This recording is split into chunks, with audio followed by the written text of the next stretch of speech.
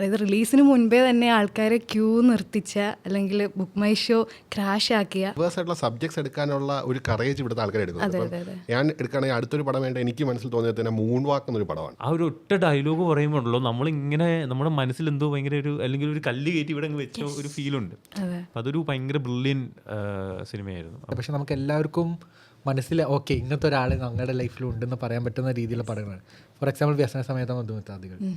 അപ്പോൾ അത് ഈ പൊന്മാനിൽ പറഞ്ഞ പോലെ തന്നെ നമുക്ക് പെട്ടെന്ന് മനസ്സിലാവുന്ന സാധനങ്ങളാണ്. നമ്മൾ എന്താ വളർന്ന് വലുതാവുമ്പോഴും ഇപ്പോഴും നമ്മൾ കണ്ടിരുന്ന കുറേ ക്യാരക്ടേഴ്സിനെ അവർ പിടിച്ച് സ്ക്രീനിലിട്ട പോലെയാണ്.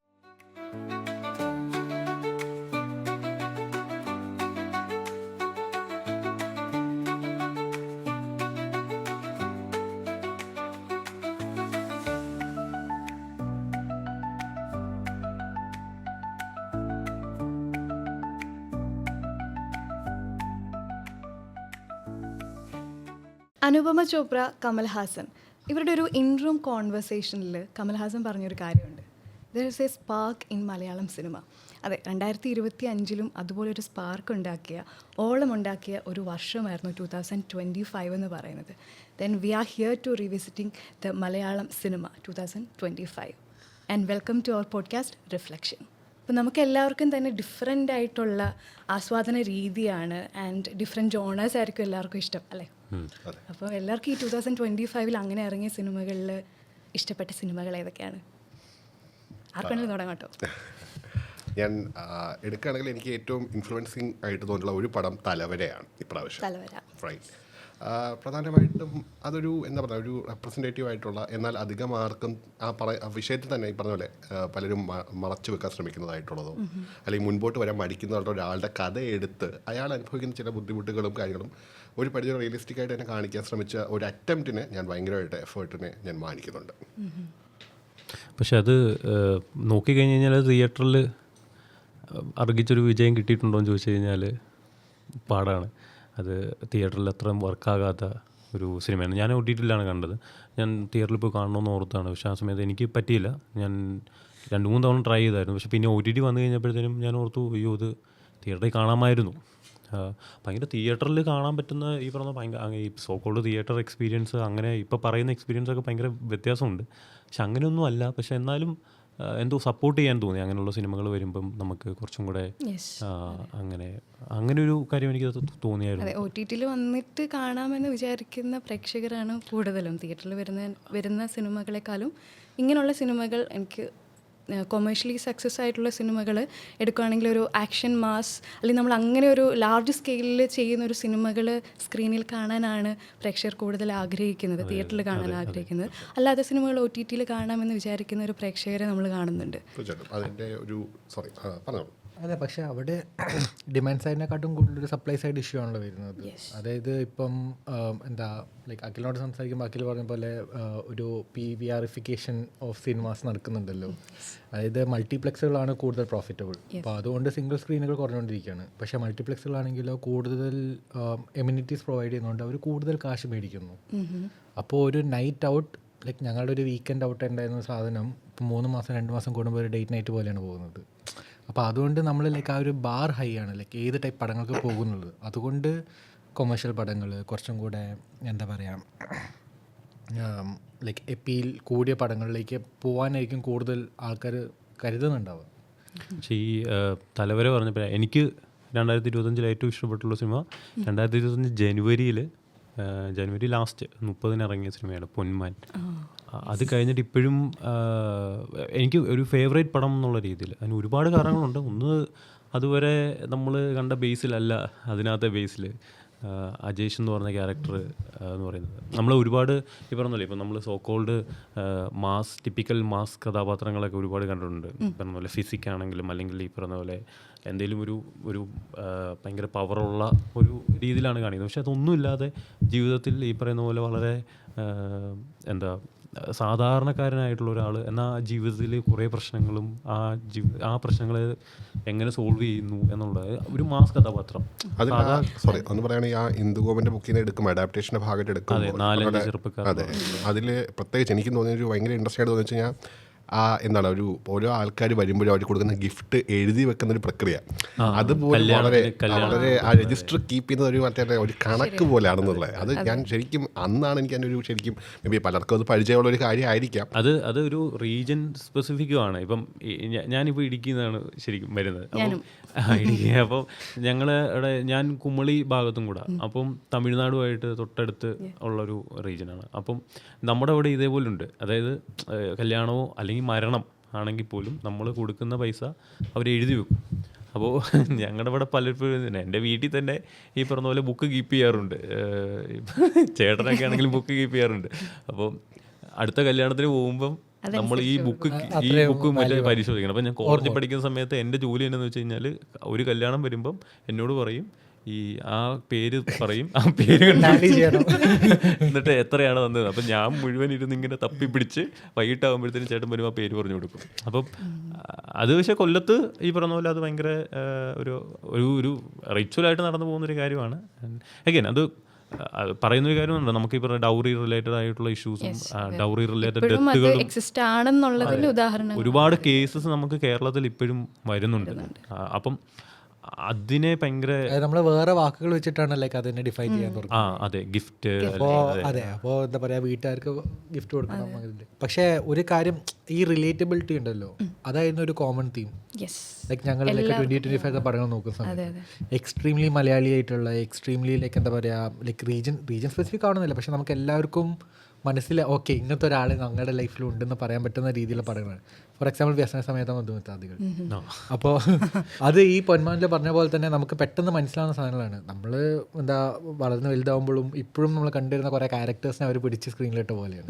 അതൊരു വലിയ ചലഞ്ചായിട്ട് സോറി എന്ന് പറയുകയാണെങ്കിൽ അവിടെ എനിക്ക് വെച്ചാൽ പലപ്പോഴും പറയാറില്ല, ഒരു മരണമാണ് തുടക്കം. ആ മരണം എടുത്തിട്ട് അതിനെ സാറ്ററാക്കി കോമഡി ആക്കി കാണിക്കുന്നത്. അതിലൊരു ഇടയ്ക്കൊരു അമ്മായി വരുമല്ലോ, ഒരു അമ്മായി വരുമല്ലോ, അവർ ഒരൊറ്റ സീനിൽ വന്ന് കയറുമ്പോൾ തന്നെ അവർ എന്തൊക്കെ കാര്യങ്ങൾ ചെയ്യുന്നത്. അല്ല, രണ്ട് കാര്യങ്ങളാണ് മെയിൻ.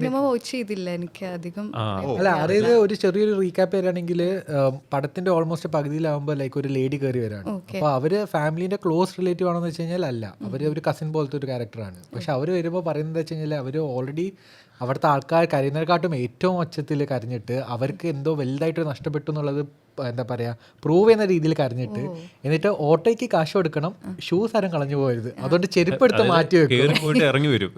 അപ്പൊ പ്രയോറിറ്റീസ് അതാണ്. അപ്പോൾ അതായത് 1 ഞാൻ ഇവിടുത്തെ സ്റ്റാർ ആവുന്നു, 2 ഓട്ടോയ്ക്ക് ആരെങ്കിലും കാശ് കൊടുക്കണം, 3 ചെരുപ്പിനൊന്നും ഏറ്റവും കൂടുതൽ തന്നെ ആ വീട്ടിൽ ഒരു എൻഗേജ്മെന്റ് നടക്കാൻ പോവാണ്, അതിന് എന്നെ വിളിച്ചിട്ടില്ല എന്നുള്ള ആ ഒരു കുറ്റം പോലും ഇതിനിടയിൽ കൂടെ കൊണ്ട് പറയുന്നു. അതായത് ഈ സമയത്ത് വന്ന് പറയുന്ന ഒരു മനസ്സ് നമ്മൾ പറഞ്ഞു പോകുന്ന അവസാനം മറ്റേ മകനില്ലേ ഈ അതായത് പുള്ളിയുടെ പേരെന്തായിരുന്നു, സിജു സണ്ണി അല്ല, ഈ അവസാനം ഒരു മകനെ കണ്ടിട്ട് നീ ആരാടാന്ന് ചോദിക്കും ഇവിടുത്തെ. അപ്പൊ ഈ അനിയത്തിന്റെ മോൾ, അനിയത്തിന്റെ മോൻ, അതായത് അവര് കല്യാണം കഴിച്ചത് ലൈക്ക് ഔട്ട് ഓഫ് കാസ്റ്റ് ആണ്. അപ്പൊ അതും കാണിക്കുന്നുണ്ട്, ഇത് എസ്റ്റാബ്ലിഷ് ചെയ്യുന്നുണ്ട് ഇതിന്റെ മുന്നേ തന്നെ. അതായത് എന്താ പറയാ, ഇപ്പം ഇവരെ വിളിക്കാത്തത് ഇവരുമായിട്ട് സംസാരിക്കാത്തത് കൊണ്ടാണ് ഈ ഫാമിലിയിലേക്ക്.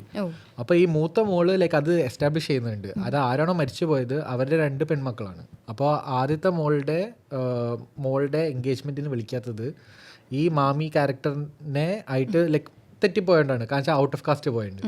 അപ്പോൾ അവരുടെ മോനെ കാണുന്ന സമയത്ത് ഇവരിങ്ങനെ പറയാണ്, അതായത് നീ അങ്ങനത്തെ ആളല്ലേ, ഇവർക്ക് ഒരു ഐഡിയ ഇല്ലാണ്. എന്നുവെച്ചാൽ അവർക്ക് ആ കുടുംബത്തിലേക്ക് എസ്റ്റാബ്ലിഷ് ചെയ്യണം ലൈക്ക് അവരുടെ ഒരു ഇമ്പോർട്ടൻറ്റ് ക്യാരക്ടറാണ് രീതിയിൽ. അത് സിനിമയിലെടുത്തത് ഭയങ്കര റിലേറ്റബിൾ ആണ്. പക്ഷെ എല്ലാം അങ്ങനെ ഈ പറഞ്ഞ പോലെ പറയാൻ വേണ്ടി പറയുന്നു അങ്ങനെയൊന്നുമല്ല. അതാണ് ഇപ്പോൾ ഈ ക്യാരക്ടർ നമ്മളെല്ലാവരും ഒരിക്കലും എവിടെയെങ്കിലും കണ്ട ആളുമായിട്ട് റിലേറ്റബിൾ ആയിരിക്കും. ഇപ്പം ബേസിൽ ജോസഫിന്റെ അജേഷാടെ അജേഷ് എന്ന് പറയുമ്പോൾ പല ബോയ്സിനും അത് റിലേറ്റ് ചെയ്യാൻ പറ്റുന്ന ഒരു സംഭവമായിരുന്നു അത്. ഒന്ന് വിട്ടുപോയ ഒരു കാര്യം, ഈക്വലി പവർഫുൾ ആയിട്ട് എനിക്ക് തോന്നിയ ഒരാളെന്ന് വെച്ചാൽ അതിനകത്ത് വില്ലനായിട്ട് അഭിനയിച്ചത്.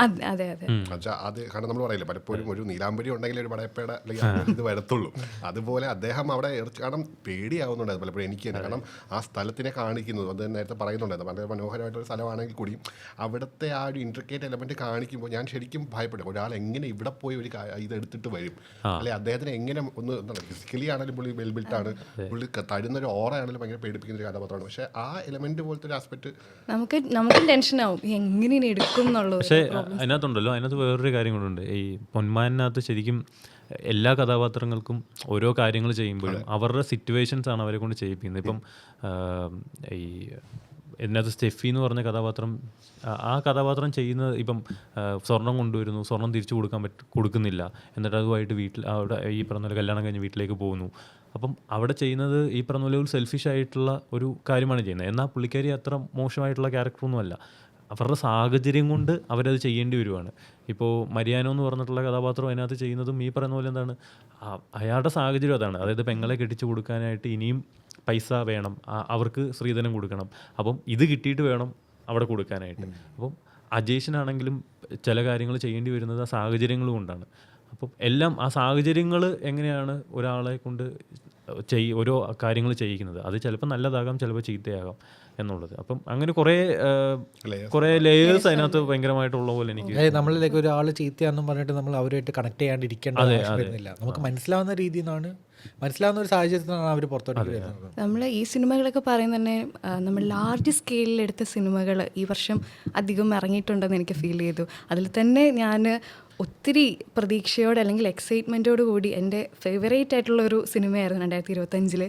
അതായത് റിലീസിന് മുൻപേ തന്നെ ആൾക്കാരെ ക്യൂ നിർത്തിച്ച അല്ലെങ്കിൽ ബുക്ക് മൈ ഷോ ക്രാഷ് ആക്കിയ എമ്പുരാൻ. രണ്ടഭിപ്രായമായിരിക്കും ആ സിനിമയെ പറ്റി. എങ്കിൽ പോലും ഇത്രയും മാസീവായിട്ടുള്ളൊരു സ്കെയിലിൽ ഇതുപോലൊരു മലയാളം സിനിമ എടുക്കുക എന്ന് പറയുന്നത് നിസ്സാരമായിട്ടുള്ളൊരു കാര്യം. ഒരു ഔട്ട്വേർഡ് പെർസെപ്ഷൻ മലയാളം ഇൻഡസ്ട്രീനെ മാറ്റിയ ഒരു പടം തന്നെയാണ് അത്. അതിനെപ്പറ്റി ചീത്തയോ നല്ലതോ പറയുകയാണെങ്കിലും like at the end of the day the impact it has had, അത് വളരെ ഒരു എന്താ പറയുക, നമുക്ക് ശരിക്കും മെൻഷനബിൾ ആണ്, വളരെ റിമാർക്കബിൾ ആണ്. അപ്പോൾ അങ്ങനത്തെ രീതി നോക്കുന്ന സമയത്ത് ഈവൻ പൃഥ്വിരാജ് സുകുമാരൻ്റെ ലൈക്ക് എന്താ പറയുക sort of the perception like ഈ മലയാളം ഫിലിം ഇൻഡസ്ട്രിക്ക് കൊടുക്കുന്നത് വേറൊരു ലാംഗ്വേജിലേക്ക്, വേറൊരു ക്രൗഡിലേക്ക്, വേറൊരു ഓഡിയൻസിലേക്ക്, അത് വളരെ വെൽ തന്നെയാണ്. എംപുരാൻ ഈസ് ലൈക്ക് ഒരു ഇതാണ് തുടങ്ങിയത്. ഈ ലൂസിഫറിൽ നിന്നാണ് ശരിക്കും ഇങ്ങനെ മലയാളം വെളിയിലേക്ക് ഭയങ്കരമായിട്ട് പോകുന്ന ഒരു ദൃശ്യമുണ്ട്. പക്ഷേ മുരളി ഗോപിന്റെ റൈറ്റിംഗ് ഓൾസോ ലൈക്ക് അന്ന് നമ്മൾ കാണാത്ത ഒരു റൈറ്റിംഗ് ആണ്. ഒരു കൊമേഴ്ഷ്യൽ ഒരു മസാല ഫ്ലിക്ക് ആണ്, പക്ഷെ അതിലപ്പോഴും സോഷ്യൽ ഇഷ്യൂസിനെ അഡ്രസ് ചെയ്തിട്ടാണ്. മുരളി ഗോപിയുടെ എല്ലാ സിനിമകളും ഏറെക്കുറെ അങ്ങനെ ഒരു എടുത്ത് നോക്കിയാലും അങ്ങനെ തന്നെയാണ്. പക്ഷെ ഇങ്ങനത്തെ ഒരു ബിഗ് ബഡ്ജറ്റ് ഹെൽമയാണെങ്കിൽ അതിന് മാത്രമുള്ളൊരു സ്റ്റോറി ആ ലൂസിഫറിൽ വന്നു. എംപുരാൻ അതിന്റെ ഒരു എക്സ്റ്റൻഷൻ ആണ്. അത് പിന്നെ ആ വേൾഡ് ബിൽഡിംഗിന്റെ ഒരു ഭാഗമാണ്. ഇനിയും ചാപ്റ്റർ വരുന്നുണ്ട്, മൂന്നാമത്തത്. ഇതിൽ പക്ഷേ മേ ബി ഒരു അൺപോപ്പുലർ ഒപ്പീനിയൻ ആയിരിക്കാം. എനിക്ക് ലൂസിഫറിൽ ഏറ്റവും കൂടുതൽ ക്ലിക്ക് ആയിട്ടുള്ള ഒരു ഘടകം വെച്ചാൽ ഇപ്പോൾ നിങ്ങൾ ആ പടത്തിൻ്റെ തുടക്കം നോക്കിയാൽ തന്നെ അതിനകത്ത് പ്രതിപക്ഷവും ഭരണപക്ഷത്തിലെ ആൾക്കാർ ഫോൺ വിളിക്കുന്ന ഒരു കൺസെപ്റ്റ് ഉണ്ട്. അതായത് ഇന്റർവെൽ കഴിഞ്ഞിട്ടുള്ള ഒരു തുടക്കത്തിലെ ആശുപത്രി തല്ലി പൊളിക്കുന്ന അല്ല സായികുമാറിന്റെ ക്യാരക്ടറിനെ മേൽരാജ്യം വിളിക്കുന്നത്. അപ്പോൾ ആ ഫോൺ കോളിൻ്റെ കോൺസെപ്റ്റ് വരുമ്പോഴത്തേക്കും എനിക്ക് തോന്നിയത് നമ്മൾ പലപ്പോഴും പറയാതെ പറഞ്ഞു പോകുന്ന ചില കാര്യങ്ങളില്ലേ, എല്ലാവർക്കും അറിയാമോ ഈ കാര്യം, അല്ലെങ്കിൽ നമ്മുടെ ഇവിടുത്തെ രാഷ്ട്രീയ പടങ്ങൾ. ഇപ്പം എൻ്റെ മനസ്സിൽ പെട്ടെന്ന് ഓർമ്മ വരുന്ന വെച്ചാൽ എന്താണ്, പണ്ട് മുരളി ഒരു സിനിമയിൽ ഒരു രാഷ്ട്രീയക്കാരൻ്റെ ഒരു കുട്ടിയുടെ മൂക്കള ക്ലീൻ ചെയ്യുന്ന ഒരു അല്ലെങ്കിൽ എടുത്തിട്ട് വൈകുന്നേരം പോയി കഴുകുന്ന ഒരു സീനുണ്ട്. ആ രണ്ട് കോൺട്രാസ്റ്റിംഗ് ഉള്ള ആസ്പെക്റ്റുകൾ കാണിക്കുന്നതാണ് കേരളത്തിലെ രാഷ്ട്രീയ സിനിമകളുടെ ഒരു എടുത്ത് വയ്ക്കുന്ന ഒരു കാര്യം പോലെ, അല്ലെങ്കിൽ ഒരു യുണീക്ക് ആയിട്ടുള്ള ഒരു കാര്യം പോലുണ്ട്. അപ്പോൾ ഇതിനെ നമ്മളിപ്പോൾ നോക്കുകയാണെങ്കിൽ ഇപ്പം മേ ബി റാം പറ്റുള്ളവർ പറയാറുണ്ട് ഹൗസ് ഓഫ് കാർഡ്സ് എന്നൊക്കെ പറഞ്ഞ സീരീസിൽ എടുത്തു കഴിഞ്ഞാൽ അവിടെ കാണിക്കുന്ന വളരെ ഡയബോളിക് ആയിട്ടുള്ള കാര്യങ്ങൾ. ഒരാൾ പവർ വെട്ടിപ്പിടിച്ചെടുക്കാൻ വേണ്ടിയുള്ള വളരെ നഗ്നമായിട്ടുള്ള പവറിൻ്റെ അല്ലെങ്കിൽ ഒരു അബ്യൂസ് ഓഫ് പവർ എന്നുള്ള രീതിയിലുള്ള കാര്യങ്ങൾ കാണിക്കുമ്പോൾ നമ്മൾ ആലോചിക്കുന്നുണ്ട് ഇതൊന്നും ഇതിൻ്റെ അടുത്തൂടെ പോലും പോകുന്നില്ല. അപ്പം അതിൻ്റെ ആ രീതിയിൽ ഞാൻ നോക്കുമ്പം എനിക്ക് ഈ കേരള രാഷ്ട്രീയത്തിനെ ലൂസിഫറിൽ കാണിച്ചത് വളരെ മനോഹരമായിട്ട്, അല്ലെങ്കിൽ അതിൻ്റെ ഒരു ഭയങ്കര റിയലിസ്റ്റിക് ആയിട്ടുള്ള എലമെൻറ്റ് നേരത്തെ പല ഷെയ്ഡ്സ് നമ്മൾ കണ്ടിട്ടുണ്ട്.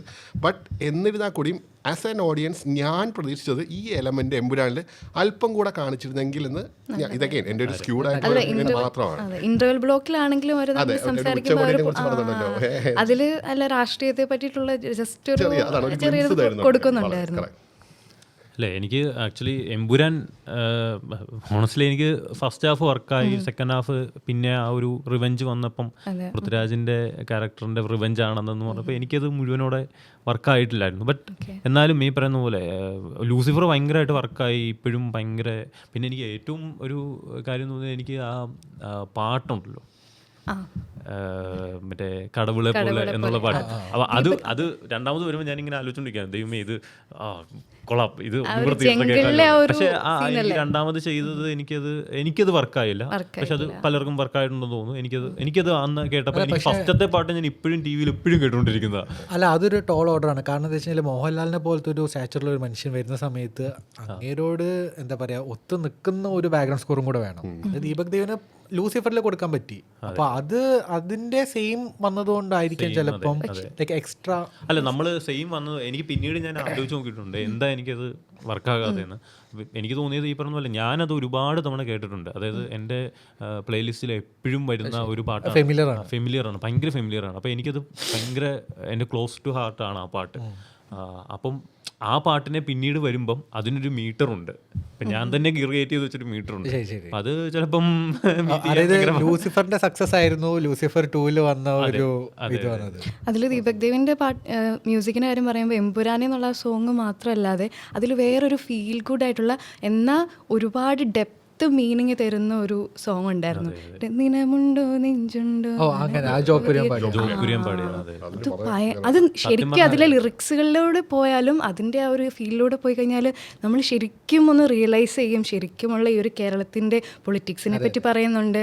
നമ്മുടെ തമ്മിത്തല്ലുകളെന്ന് പറയുമ്പോൾ പക്ഷേ കേരളത്തിനോ മലയാളത്തിനോ പറ്റിയോ പറയുമ്പോൾ പൊളിറ്റിക്സിന്റെ അതിൻ്റെ അകത്ത് നമുക്ക് ഡിവൈഡ് വെക്കാൻ പറ്റില്ല. പൊളിറ്റിക്സ് അതിൻ്റെ വളരെ ഇതാണ്. കാരണം വെച്ചാൽ ഇപ്പം ഞാൻ മലബാർ ഏരിയ എന്നാണ്. അപ്പം ഞങ്ങൾ അവിടെ നിന്ന് വരുന്ന സമയത്ത് എന്താ പറയുക കമ്മ്യൂണിസം വളരെ ഒരു ശക്തമായിട്ടുള്ള ഒരു ഭാഗമാണ് എൻ്റെ ലൈഫിൽ. അതേപോലെ തന്നെ എനിക്കും വേറെ ഭാഗങ്ങൾ വരുമ്പോൾ കോൺഗ്രസ്സോ അല്ലെങ്കിൽ എന്താ പറയുക ലൈക്ക് ഏതെങ്കിലും ഒരു പാർട്ടി എടുക്കുകയാണെങ്കിൽ വരുന്നുണ്ടാവാം. പക്ഷേ ലൂസിഫറിൽ ഞാൻ കണ്ടതിൽ വെച്ചിട്ട് ഇപ്പോൾ എൻ്റെ കുറച്ച് ഫ്രണ്ട്സ് ഹു ആർ പൊളിറ്റീഷ്യൻസ് അവർക്ക് ലൂസിഫർ 2 വന്നപ്പോൾ ആ പൊളിറ്റിക്കൽ ത്രില്ലറിൻ്റെ ആസ്പെക്റ്റ് കുറച്ച് ഇത്തിരി എന്താ പറയുക മിനിമൈസ് ചെയ്തു. അതിൽ കുറച്ചും കൂടെ ത്രില്ലർ ഭാഗം അവർ എംഫസൈസ് ചെയ്തു. അതായിരുന്നു ലൈക്ക് ലൂസിഫർ 2 അവർ പറഞ്ഞൊരു കാര്യം തന്നെ. പക്ഷേ എന്ത് പറഞ്ഞാലും എന്താ പറയുക മലയാളം ഫിലിം ഇൻഡസ്ട്രിക്ക് ഒരു മൾട്ടി 100 crore ബഡ്ജറ്റുള്ള ഒരു പടം പറ്റും, സ്വപ്നം കാണാൻ പറ്റും. സ്വപ്നമല്ല, അത് ആക്ച്വലി എന്താ പറയുക റിയലൈസേഷനിലേക്ക് കൊണ്ടുവരാൻ പറ്റും എന്നാണ് ലൈക്ക് ആ ഒരു സിനിമയുടെ പുറകിലെ ടീമും പറഞ്ഞത്. അത് പൃഥ്വിരാജ് സുകുമാരൻ മാത്രമല്ല. കാരണം ഇപ്പോൾ ലാർജ് സ്കെയിലുള്ള സിനിമകൾ ഇറങ്ങിയിട്ടും കൊമേഴ്ഷ്യലി സക്സസ് ആവാത്തതുണ്ട്. അതിന്റെ സ്ഥാനത്ത് ഇത് സക്സസ് ആയി എന്ന് പറയുന്നത് അത് വലിയൊരു കാര്യം. ഈ ബോളിവുഡിന്റെ പുറകിലുള്ള ഏറ്റവും വലിയ ക്രിറ്റിസിസം അതാണ്. കാരണം എന്താ വെച്ചാൽ ഇപ്പം കരൺ ജോഹർ എത്രയോ വർഷമായിട്ട് ലൈക്ക് ചെയ്യുന്നു, ഇല്ല ആദിത്യ ചോപ്ര എത്രയോ വർഷമായിട്ട് ചെയ്യുന്നു. ലൈക്ക് മൾട്ടി ജനറേഷണൽ ഡൈനാസ്റ്റീസ് ആണ് അവരുടെതൊക്കെ. പക്ഷേ അവരുണ്ടാക്കുന്ന മൾട്ടി ക്രോർ പടങ്ങൾ അല്ലെങ്കിൽ മൾട്ടി 100 crore പടങ്ങൾ എന്താ പറയുക ലൈക്ക് പെർഫോം ചെയ്യുന്നില്ല, ഓഡിയൻസിലേക്ക് എത്തുന്നില്ല. അത് കുറേയൊക്കെ ഓഡിയൻസിനെ ഡിസ്റെസ്പെക്ട് ചെയ്യുന്നതല്ലേ എന്ന് ചോദിച്ചു കഴിഞ്ഞാൽ അപ് ടു യു. പക്ഷേ മലയാളം ഫിലിം ഇൻഡസ്ട്രിയിൽ അതാണ് ലൈക്ക് മലയാളം ഓഡിയൻസ് അത്യാവശ്യം എന്താ പറയുക ഡിസേണബിൾ ആണ്. മലയാളം ഇൻഡസ്ട്രിയിൽ വരുന്ന പടങ്ങൾ ലൈക്ക് മലയാളം ഓഡിയൻസ് എടുക്കണമെങ്കിൽ ഒരു പെർട്ടിക്കുലർ ലെവൽ ഓഫ് ഒരു സോഷ്യൽ വാല്യൂസ് അതിനകത്ത് കാണിക്കണം. തീർച്ചയായിട്ടും അതിലൊരു കേരള സ്റ്റോറി വന്നാൽ നടക്കില്ല. പക്ഷെ ഇവിടുത്തെ ഒരു വെറൈറ്റി അതിന് കാരണം ഡൈവേഴ്സ് ആയിട്ടുള്ള സബ്ജക്ട്സ് എടുക്കാനുള്ള ഒരു കറേജ് ഇവിടുത്തെ ആൾക്കാർ എടുക്കുന്നത്. ഞാൻ എടുക്കുകയാണെങ്കിൽ അടുത്തൊരു പടം വേണ്ട എനിക്ക് മനസ്സിൽ തോന്നിയത് തന്നെ മൂൺ വാക്ക് എന്നൊരു പടമാണ്. ഒരുപാടൊന്നും ചർച്ച ചെയ്യാൻ പറ്റില്ല. തീർച്ചയായിട്ടും അത് ഒരു എന്താണ്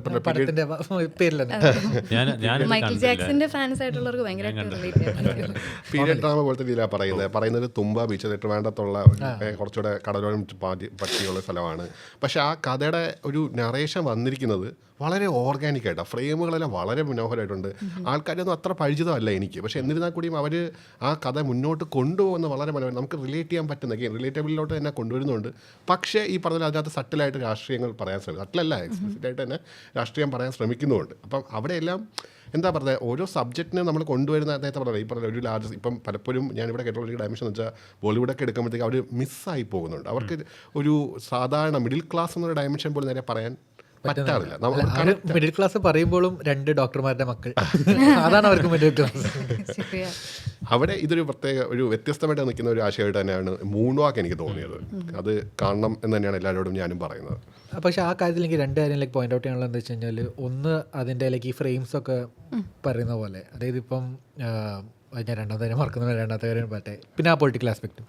ആദ്യത്തെ കാര്യം പറഞ്ഞ സമയത്ത് ഇപ്പം God father like Malayalam God father കാണുന്ന സമയത്ത് ഞാൻ എപ്പോഴും ലൈക്ക് എന്താ പറയുക വണ്ടടിച്ച് പോകുന്ന സാധനം എന്താണെന്ന് വെച്ച് കഴിഞ്ഞാൽ ഇന്നസെൻറ്റിൻ്റെ വീട്ടിലേക്ക് പോകുമ്പോൾ ഒരു ബസ്സിൻ്റെ യാത്ര കാണിക്കും. അപ്പോൾ അത് ദൂരേനെ സ്റ്റാർട്ട് ചെയ്തിട്ടാണ് വരുന്നത്. അപ്പോൾ അതിലുള്ള ഞാൻ ഇങ്ങനെ ആലോചിക്കേണ്ടിരുന്നു ലൈക്ക് അന്ന് 1992 ലൈക്ക് ഫോക്കസ് പുള്ളിങ്, ഡോളി, ഇതൊക്കെ ഇവരെങ്ങനെയൊക്കെ ചെയ്തിട്ടുണ്ടാവുന്നത്. പിന്നെ കട്ടു ഈ കഴിഞ്ഞ വർഷം എങ്ങാനും പൃഥ്വിരാജ് ചെയ്യുന്ന പറ്റി സംസാരിക്കുന്നുണ്ടായിരുന്നു എന്തുകൊണ്ട് നമ്മുടെ സിനിമാറ്റോഗ്രാഫേഴ്സ് ഇവിടെ ഇങ്ങനെ ഇത്ര കഴിവുള്ളവരായിട്ട് ഇവോൾവ് ചെയ്തു. കാരണം എന്താ വെച്ച് കഴിഞ്ഞാൽ അന്ന് ഫിലിം ക്യാമറ എടുക്കണമെങ്കിൽ 6 എണ്ണേ ഉള്ളൂ. അത് മദ്രാസ് പോയിട്ട് എടുത്തോണ്ട് വരാം. അതെ അതെ, അത് പെർ അവർ പെർ ഡേ ആയിട്ടാണ് ലൈക്ക് പെർ ഡേ കൊടുത്തിട്ടാണ് ലൈക്ക് അത് ഉപയോഗിക്കുന്നത്. അപ്പോൾ അത് ഉപയോഗിക്കുന്ന സമയത്ത് ഈ ലൈറ്റ് പോയി കഴിഞ്ഞാൽ പോയി. അപ്പോൾ അവർക്ക് ആ എക്സ്പെൻസീവ് ലൈറ്റിംഗ് എഫോർഡ് ചെയ്യാൻ പറ്റില്ല.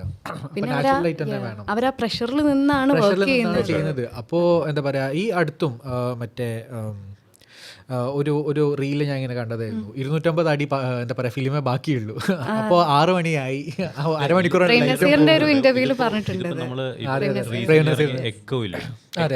എക്കോയുടെ റൈറ്റർ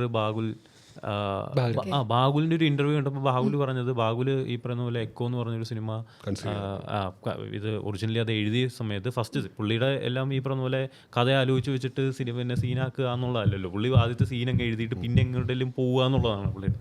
അപ്പം ഈ ഫസ്റ്റ് സീൻ എഴുതി കഴിഞ്ഞപ്പോഴത്തേനും ഈ പറയുന്ന പോലെ ഒരു വണ്ടി വരുന്നു, വണ്ടിയിൽ ഈ പറയുന്ന പോലെ മോഹൻ പോത്തൻ എന്ന് പറഞ്ഞിട്ടുള്ള ആൾ വരുന്നു എന്നുള്ളതാണ്. പക്ഷേ ഇത് ഏത് പീരീഡിലാണ് ഇത് കാണിക്കേണ്ടത് എന്നുള്ളൊരു സംഭവമുണ്ട്. അപ്പം ഇത് ഭയങ്കര പീരീഡായിട്ട് പഴയ കാലഘട്ടം, ഒരു 19th സെഞ്ച്വറി അല്ലെ 17th സെഞ്ച്വറിയിലേക്ക് കൊണ്ടുപോകാം. അപ്പോൾ അന്ന് കാളവണ്ടിയിൽ ഒക്കെയാണ് വരേണ്ടത്. അപ്പോൾ കാളവണ്ടി വേണമെങ്കിൽ ഈ കാളവണ്ടി ഇവിടെ എത്തണം. അതായത് കോയമ്പത്തൂരിൽ നിന്നോ തമിഴ്നാട്ടിൽ നിന്നോ കോയമ്പത്തൂരിൽ കൊണ്ടുവരണം ഇവിടം വരെ. അപ്പോൾ ഇത് പറഞ്ഞാൽ ഇത് കൊണ്ടുവരണമെങ്കിൽ എന്താണ്, കളവണ്ടി ചുമ്മാ വരില്ലല്ലോ. അതായത് ഇതിന് ലോറിയിൽ വേണം കൊണ്ടുവരാൻ. ലോറിയുടെ മറ്റേ ഫ്യൂവലിൻ്റെ ചാർജ് അത് കൊണ്ടുവരാനുള്ള അതിൻ്റെ ബാറ്റ എഗെയിൻ ഇതിൻ്റെ മൊത്തം എക്സ്പെൻസ് നോക്കി കഴിയുമ്പം നല്ല പ്രശ്നമുണ്ട്. അപ്പം ഇപ്പോഴും ഞാൻ പറയുന്ന നേരത്തെ അല്ല, ഇപ്പോഴും ആ കൺസ്ട്രെയിൻ നമുക്ക് ഈവൻ ഇപ്പോഴും ഉണ്ട്. നമ്മളൊരു ചെറിയ ഇൻഡസ്ട്രിയാണ്. പക്ഷേ തേന്മാവിൻ കൊമ്പത്തിലേക്ക് എനിക്ക് അതാണ് ലൈക്ക് ചെയ്യുന്നത്. തേന്മാവിൻ കൊമ്പത്തിൽ കാണുന്ന സമയത്തിലേക്ക് ആർക്കും പറയാൻ പറ്റില്ല അത് 17th സെഞ്ച്വറിയിൽ ഉണ്ടായതായിരിക്കാം, 19th സെഞ്ച്വറിയിൽ ഉണ്ടാക്കിയേക്കാം, 2025 ഉണ്ടായതായിരിക്കാം. കാരണം ഇപ്പോഴും ലൈക്ക് അങ്ങനത്തെ സ്ഥലങ്ങളുണ്ട്. അപ്പോൾ അത് അവരിലേക്ക് ചിത്രീകരിച്ച് ഇപ്പം എന്താ പറയുക ലൈക്ക് AD-മാരൊക്കെ ഉണ്ടാവില്ല ലൈക്ക് അതിൻ്റെ ആ പീരിയഡ് കറക്റ്റ്നെസ് നോക്കാൻ വേണ്ടിയിട്ട്. അപ്പം മൊബൈൽ ഫോണൊക്കെ ടേബിളിൻ്റെ മുകളിലുണ്ടെങ്കിൽ അതൊക്കെ മാറ്റിക്കളയെന്ന് വെച്ച് കഴിഞ്ഞാൽ ചെറിയ പണിയൊന്നും അല്ല. അപ്പം നമ്മൾ വളരെ മാനുവലായിട്ടാണ് ലൈക്ക് ആ സാധനങ്ങൾ അവിടെ എനിക്ക് ആ ഒരു മേ ബി ലിമിറ്റഡ് റിസോഴ്സസ് ഫ്രൂഗലായിട്ട് ചെയ്യുന്നതുകൊണ്ട് ഇന്നോവേഷൻസിനുള്ള സ്കോപ്പ് അത് നമ്മളെ ഭയങ്കരമായിട്ട് മുന്നോട്ട് നിർത്തുന്ന പോലെ. അപ്പോൾ പ്രൊഡക്ഷൻ കൺസ്ട്രെയിൻ എന്നുള്ള ആസ്പെക്ട് ഒരു കഥയിലോ ഡയറക്ഷൻ്റെ എലമെന്റിലോ അവർ അതും കൂടെ കൊണ്ടുവരുമ്പോഴത്തേക്കും നമ്മൾ ആ പരിമിതിക്കകത്തുനിന്ന് ചെയ്യുന്നത് കൊണ്ട് നമ്മുടെ ആ ക്രിയേറ്റിവിറ്റി കൂടുതൽ ബൂസ്റ്റ് ചെയ്യുന്നത് നമ്മൾ. അതുകൊണ്ടാണ് എനിക്ക് തോന്നുന്ന കണ്ടന്റ് ഭയങ്കര ഇമ്പോർട്ടൻ്റ് ആയിട്ട് മലയാളം ഇൻഡസ്ട്രിക്ക്. അവിഹിതം എന്ന് പറഞ്ഞൊരു സിനിമ റീസെൻ്റ്ലി ഞാൻ കണ്ടിട്ടുള്ളൊരു സിനിമയാണ്. അത് സത്യം പറഞ്ഞു കഴിഞ്ഞാൽ എന്താ അതിനകത്ത് പറയുന്ന കണ്ടന്റ് ഭയങ്കര രസമാണ്. എന്നാൽ അതിൻ്റെ ഫ്രെയിമുകളാണെങ്കിലും അതിൻ്റെ ലൈറ്റിംഗ് ആണെങ്കിലും ഇപ്പം രാത്രിയിൽ മോസ്റ്റ് ഓഫ് ദ ഫ്രെയിമും അത് നൈറ്റ് വളരെ ബുദ്ധിമുട്ടാണ് രാത്രിയിൽ ഷൂട്ട് ചെയ്യാൻ. അതെ, നൈറ്റ് ഈവൻ പുതിയ ക്യാമറകൾ വെച്ച് നോക്കുമ്പോൾ. അതെ. അപ്പം അത് പക്ഷേ ആ കണ്ടന്റ് ഭയങ്കര രസമായിട്ടുള്ള കണ്ടന്റ്. ഇപ്പം അവിധം കണ്ടായിരുന്നു വാച്ച് ചെയ്തില്ല. ഭയങ്കര രസമാണ് അത്. നമ്മൾ ഈ പറഞ്ഞ പോലെ രാമായണത്തിലൊക്കെ പറയുന്ന അഗ്നിശുദ്ധി എന്നൊക്കെ പറയുന്ന ഇപ്പം സീത രാമൻ പറയുന്നു അഗ്നിശുദ്ധി, പ്യൂരിറ്റി ഓഫ് വുമൺ എന്നുള്ളൊരു കോൺസെപ്റ്റ്. അത് എന്ത് ലൈറ്റായിട്ട് ഇവിടെ ഈ പറഞ്ഞ പോലെ ഒരു കേരളത്തിലെ ഒരു സാധാരണ പ്രദേശത്ത് വളരെ സാധാരണക്കാരുടെ ഇടയിൽ അത് കൊണ്ട് അപ്ലൈ ചെയ്യുവാണ്. അപ്പം അത് കാണുമ്പോൾ ഭയങ്കര രസമായിട്ട് തോന്നും. പിന്നെ അതിനകത്ത് ആക്ച്വലി എനിക്ക് ഏറ്റവും ഇഷ്ടപ്പെട്ടുള്ളൊരു കാര്യമുണ്ട്. ഈ പറഞ്ഞുള്ളൊരു ബീഡി അതിനകത്ത് ഭയങ്കര ഇമ്പോർട്ടൻ്റ് ആയിട്ട് എനിക്ക് തോന്നിയതാണ്. ഇനി അത് അങ്ങനെയൊക്കെ ആണോ അവർ ഉദ്ദേശിച്ചതെന്ന് എനിക്കറിയില്ല. അതായത് ഈ അവിഹിതം എന്ന് പറഞ്ഞാൽ മെയിൻലി ഈ പറഞ്ഞ പോലെ ഒരു സ്ഥലത്ത് ഒരു ജോലി ഇല്ലാതെ നടക്കുന്ന മറ്റുള്ളവരുടെ അടുത്തുനിന്ന് കാശ് വാങ്ങിച്ച് നടക്കുന്ന ഒരാൾ ഒരു നൈറ്റ് ഇങ്ങനെ പൊയ്ക്കൊണ്ടിരിക്കുമ്പോൾ ഒരു 2 പേര് ഇരുട്ടിൻ്റെ മറവിൽ കിസ് ചെയ്യുന്നത് കാണുന്നു. അപ്പം ചെറുക്കനെ ഇത് ആദ്യം മനസ്സിലാവുന്നു ഇവന്, പക്ഷെ പെണ്ണ് ആരാണെന്ന് മനസ്സിലാകുന്നില്ല. അപ്പം ആ സമയത്ത് ഇവൻ ബീഡി വലിച്ചുകൊണ്ടാണ് ഇരിക്കുന്നത്. അപ്പം ആ സമയത്ത് വീഡിയോ കാണുന്നുണ്ട്. ഇനി ഇവൻ ഇത് വേറൊരാളുടെ അടുത്ത് പോയി പറയും, ഒരു തയ്യൽക്കാരൻ്റെ അടുത്ത് പറയും. ആ തയ്യൽക്കാരൻ്റെ അടുത്ത് പറയുമ്പോഴും അവിടെയും വീഡിയോ വലിക്കുന്നുണ്ട്. അപ്പം ഈ വീഡിയോ വലിക്കുന്ന ഈ പുക പോകുന്നത് ശരിക്കും ഇത് ആൾക്കാരിലേക്ക് സ്പ്രെഡ് ആകുന്തോറും ഈ പുക ഇങ്ങനെ ഒരു അത് പുകയെല്ലാം കാണിക്കുന്നുണ്ട്. അതങ്ങനെ മനഃപൂർവ്വം ചെയ്താണെന്ന് എനിക്കറിയത്തില്ല, പക്ഷെ അത് കാണുമ്പോൾ അങ്ങനെ തോന്നി, ഇതിൻ്റെ എല്ലാത്തിനകത്തും ഈ ഒരു ആസ്പെക്ട് ഉണ്ടല്ലോ എന്നുള്ളത്. അപ്പം അങ്ങനെയൊക്കെ നോക്കുമ്പോൾ ഭയങ്കര രസമായിട്ട് അത് ഞാൻ ചെയ്തിട്ടുണ്ട്. ഈ വീഡിയോയുടെ കാര്യം പറഞ്ഞപ്പോഴാണ് ഞാൻ ഈ റീസെൻ്റ്ലി വാച്ച് ചെയ്ത കളങ്കാവൽ.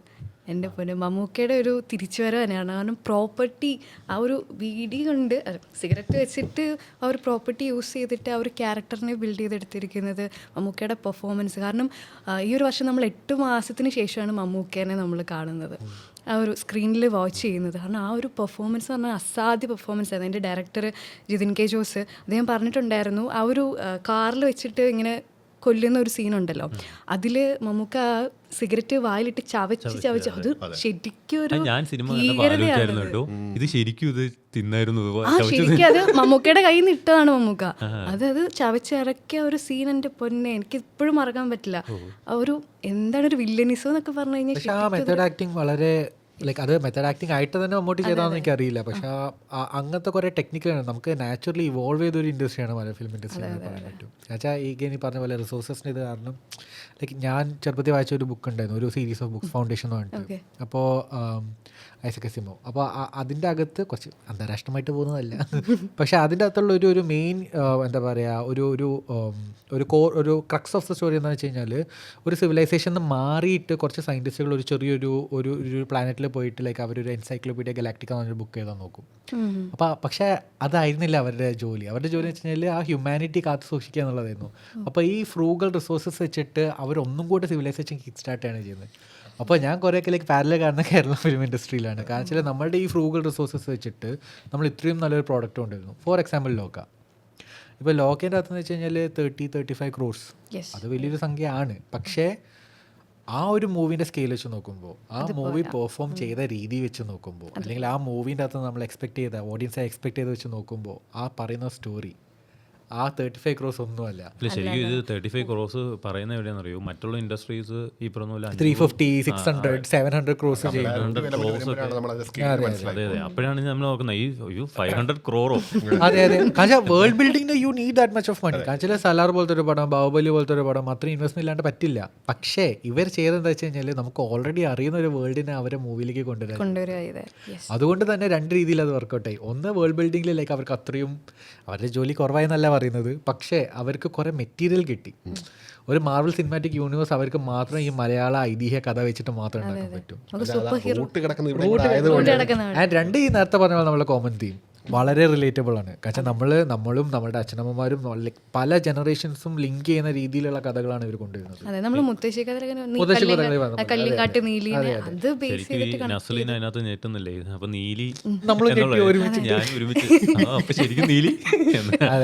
അതൊരു ഫോർത്ത് വാൾ ബ്രേക്കിംഗ് മൊമെന്റ് ആയിരുന്നു നമുക്ക് എല്ലാവർക്കും. കാരണം എന്താ വെച്ചാൽ അവൻ ഞെട്ടുമ്പോൾ തന്നെ ഞെട്ടുന്നത്. അതായത് എനിക്ക് തീരെ എക്സ്പെക്ടേഷൻസ് ഉണ്ടായിരുന്നില്ല ലോക. കാരണം മിന്നൽ മുരളി ഞാൻ വളരെ എക്സ്പെക്ട് ചെയ്തിട്ട് കണ്ടൊരു പടമായിരുന്നു. മിന്നൽ മുരളിയിൽ ലൈക്ക് ഒരു മാർവൽ സിനിമാറ്റിക് യൂണിവേഴ്സ് ഞാൻ കണ്ടു. ആൻഡ് ബേസിൽ കുറേ അതിൻ്റെ അകത്ത് വർക്ക് ചെയ്തിട്ടുണ്ട്, ഇല്ലെന്ന് ഞാൻ പറയുന്നില്ല. മിന്നൽ മുരളി ഞാൻ എൻജോയ് ചെയ്തിട്ടുണ്ട്. പക്ഷേ ഞാൻ എക്സ്പെക്ട് ചെയ്ത പോലത്തെ ഒരു ലേമനായ ഞാൻ ലൈക്ക് തീരെ എക്സ്പെർട്ട് അല്ലാത്തൊരു ഞാൻ എക്സ്പെക്ട് ചെയ്യുന്ന രീതിയിൽ അത് വന്നു എന്ന് ചോദിച്ചു കഴിഞ്ഞാൽ ഐ ഡോണ്ട് നോ. പക്ഷേ അജയൻ്റെ 2ാം മോഷണം കണ്ട സമയത്ത് ഐ വാസ് ബ്ലോൺ അവേ. കാരണം വെച്ചാൽ എഗെയിൻ മലബാർ എന്ന് പറഞ്ഞ ഒരാൾക്ക് കണ്ണൂർ, പാലക്കാട്, കോഴിക്കോട് ഇവിടുത്തെ ഒരു കഥകൾ കേൾക്കുമ്പോൾ ഐ ഫെൽ സീൻ. പക്ഷേ ലോക ഒരു പടി അതിൻ്റെ മുന്നോട്ടേക്കും പോയി. ലോകൻ്റെ അകത്തെന്ന് വെച്ച് കഴിഞ്ഞാൽ ഞാൻ തേഴ്സ്ഡേ ഫസ്റ്റ് ഷോ കാണാനുള്ള ലൈക്ക് ടിക്കറ്റ് കിട്ടിയിട്ടുണ്ടായിരുന്നില്ല. ബട്ട് കോയിൻസിഡൻ്റ്ലി ലൈക്ക് തലേ ദിവസം ഞാൻ എൻ്റെ സ്പോയിലർ കേട്ടു. അപ്പോൾ സ്പോയിലർ കേട്ടപ്പോൾ ഐ വാസ് ലൈക്ക് ഇത് കണ്ടേ പറ്റൂ. അപ്പം തന്നെ എനിക്ക് 2 ടിക്കറ്റ് കിട്ടും ചെയ്യുന്നു. ആ വ്യാഴാഴ്ച തന്നെ ഞാൻ പോയി കാണുകയും ചെയ്യുന്നു. ആൻഡ് പിന്നെ അതിന് ശേഷം 3-4 പ്രാവശ്യം ഞാൻ പോയി കണ്ടു.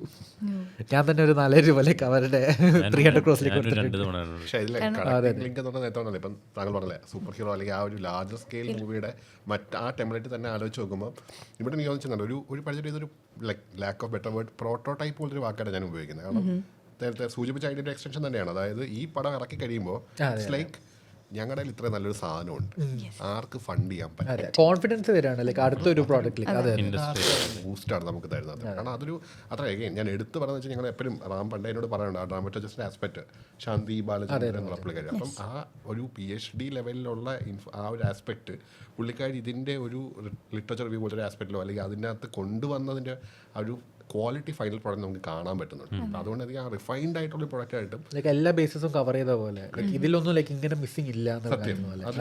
ശാന്തിബി എന്നുള്ള റൈറ്ററിന്റെ കാര്യം പറയുകയാണെങ്കിൽ എല്ലാ ആസ്പെക്റ്റിലും ആ ഒരു സിനിമയുടെ കൂടെ ഉണ്ടായിരുന്നായിരുന്നു. LVJ ആയിട്ടുള്ള ഇന്റർവ്യൂല് കോസ്റ്റ്യൂം ഡിസൈനർ അതിലെ കോസ്റ്റ്യൂം ഡിസൈൻ അതിനെപ്പറ്റി പറഞ്ഞു കഴിഞ്ഞാൽ അല്ല അതിപ്പോ colouring, cinematography, dialogue delivery, even അതിൻ്റെ അകത്ത് ലൈക്ക് എന്താ പറയുക, ഇപ്പം ഫെമിനിസത്തിന്റെ ആസ്പെക്ട് പോലും ചില ആൾക്കാർക്ക് ഫെമിനിസം വേണം, ചില ആൾക്ക് ഫെമിനിസം വേണ്ട, ഫെമിനിസം എന്താണെന്ന് അറിയില്ല പല എന്താണെന്ന് അറിയില്ല. അപ്പോൾ അറിയുന്ന ഫെമിനിസം തെറ്റുമാവാം.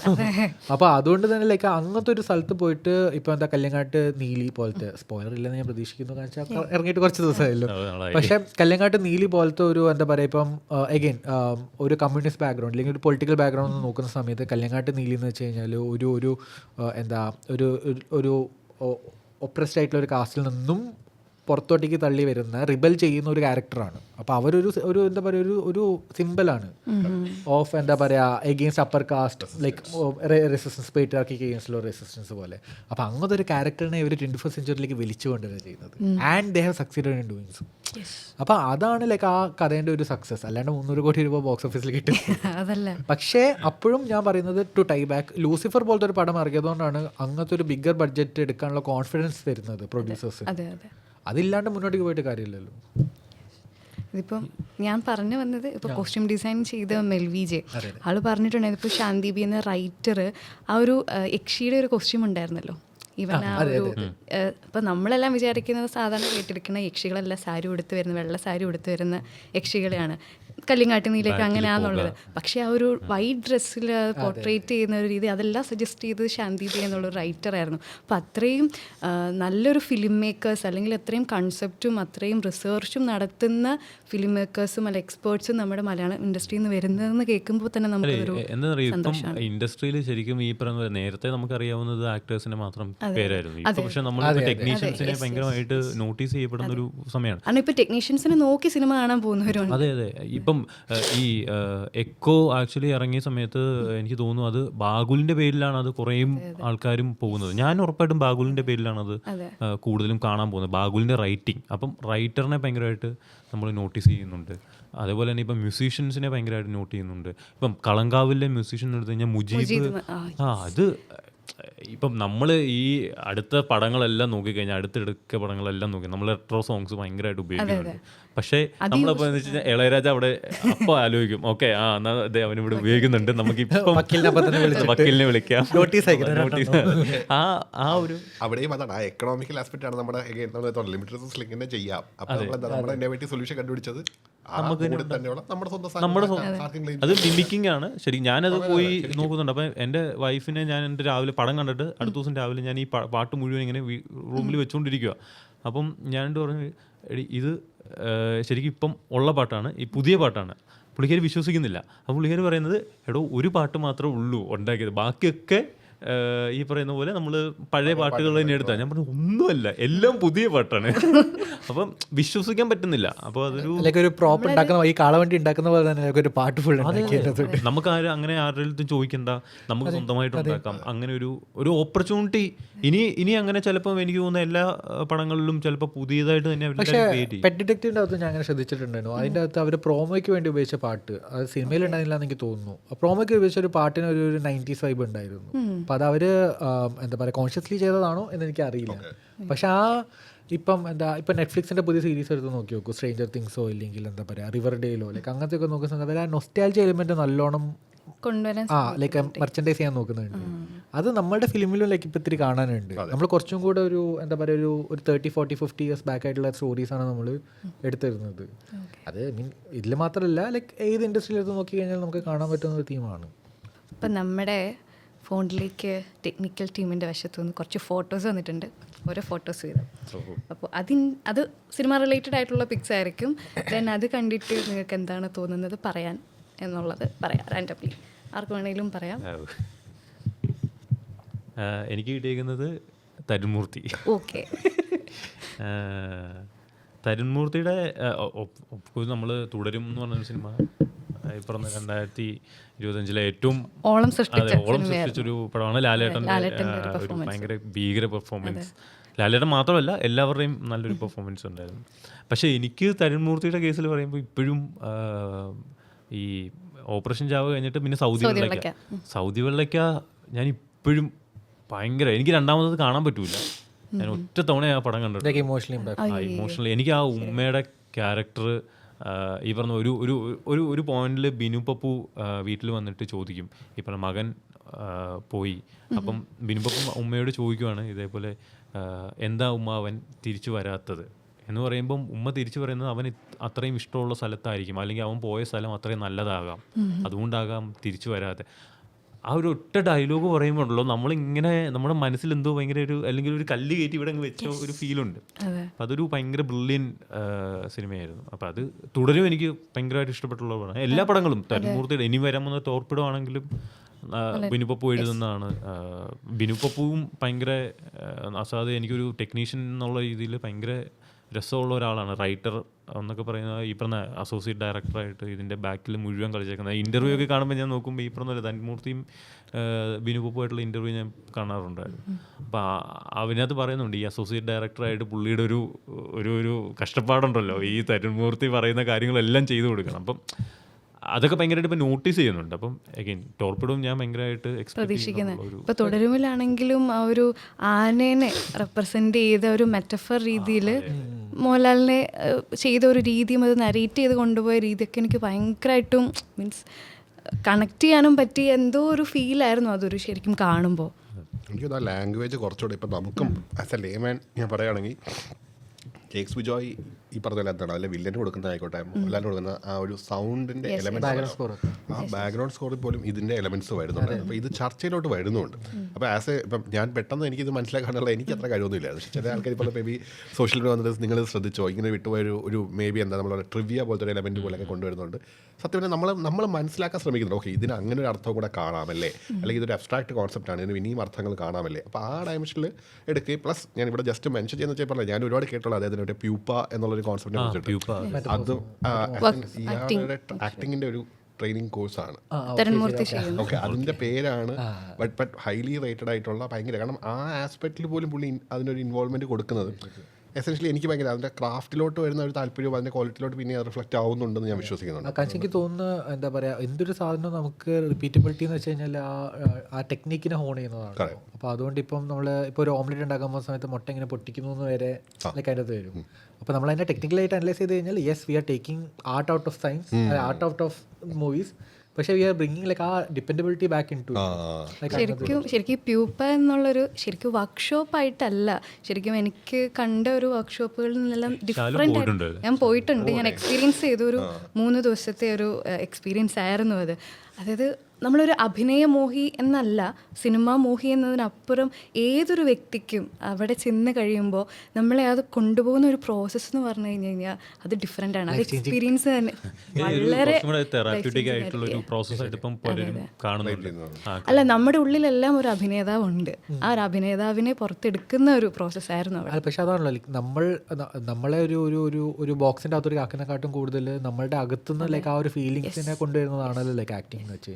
എൻ്റെ ഒരു നമ്മളെ ഫ്രണ്ട് പറഞ്ഞത് ഈ പറഞ്ഞ പോലെ പിന്നെ നമ്മളവിടെ ചെല്ലുമ്പോഴത്തേനും നമുക്ക് കുറേ കാര്യങ്ങൾ കാണും. അതായത് നമ്മൾ കുറേ ഐഡിയാസും ഇങ്ങനെ ആകണം, അങ്ങനെ ആകണം, നമുക്ക് ചെയ്യാൻ പറ്റത്തില്ല, ഇങ്ങനെയുള്ള കുറേ കാര്യങ്ങൾ. നീ എപ്പോൾ നടക്കും, ഇത് എല്ലാവർക്കും ഉള്ളൊരു പ്രശ്നം, ഇത് എപ്പം ഞാൻ നന്നാകും, എന്ന് ഞാൻ രക്ഷപ്പെടും എന്നുള്ളൊരു സാധനം ഉണ്ടല്ലോ.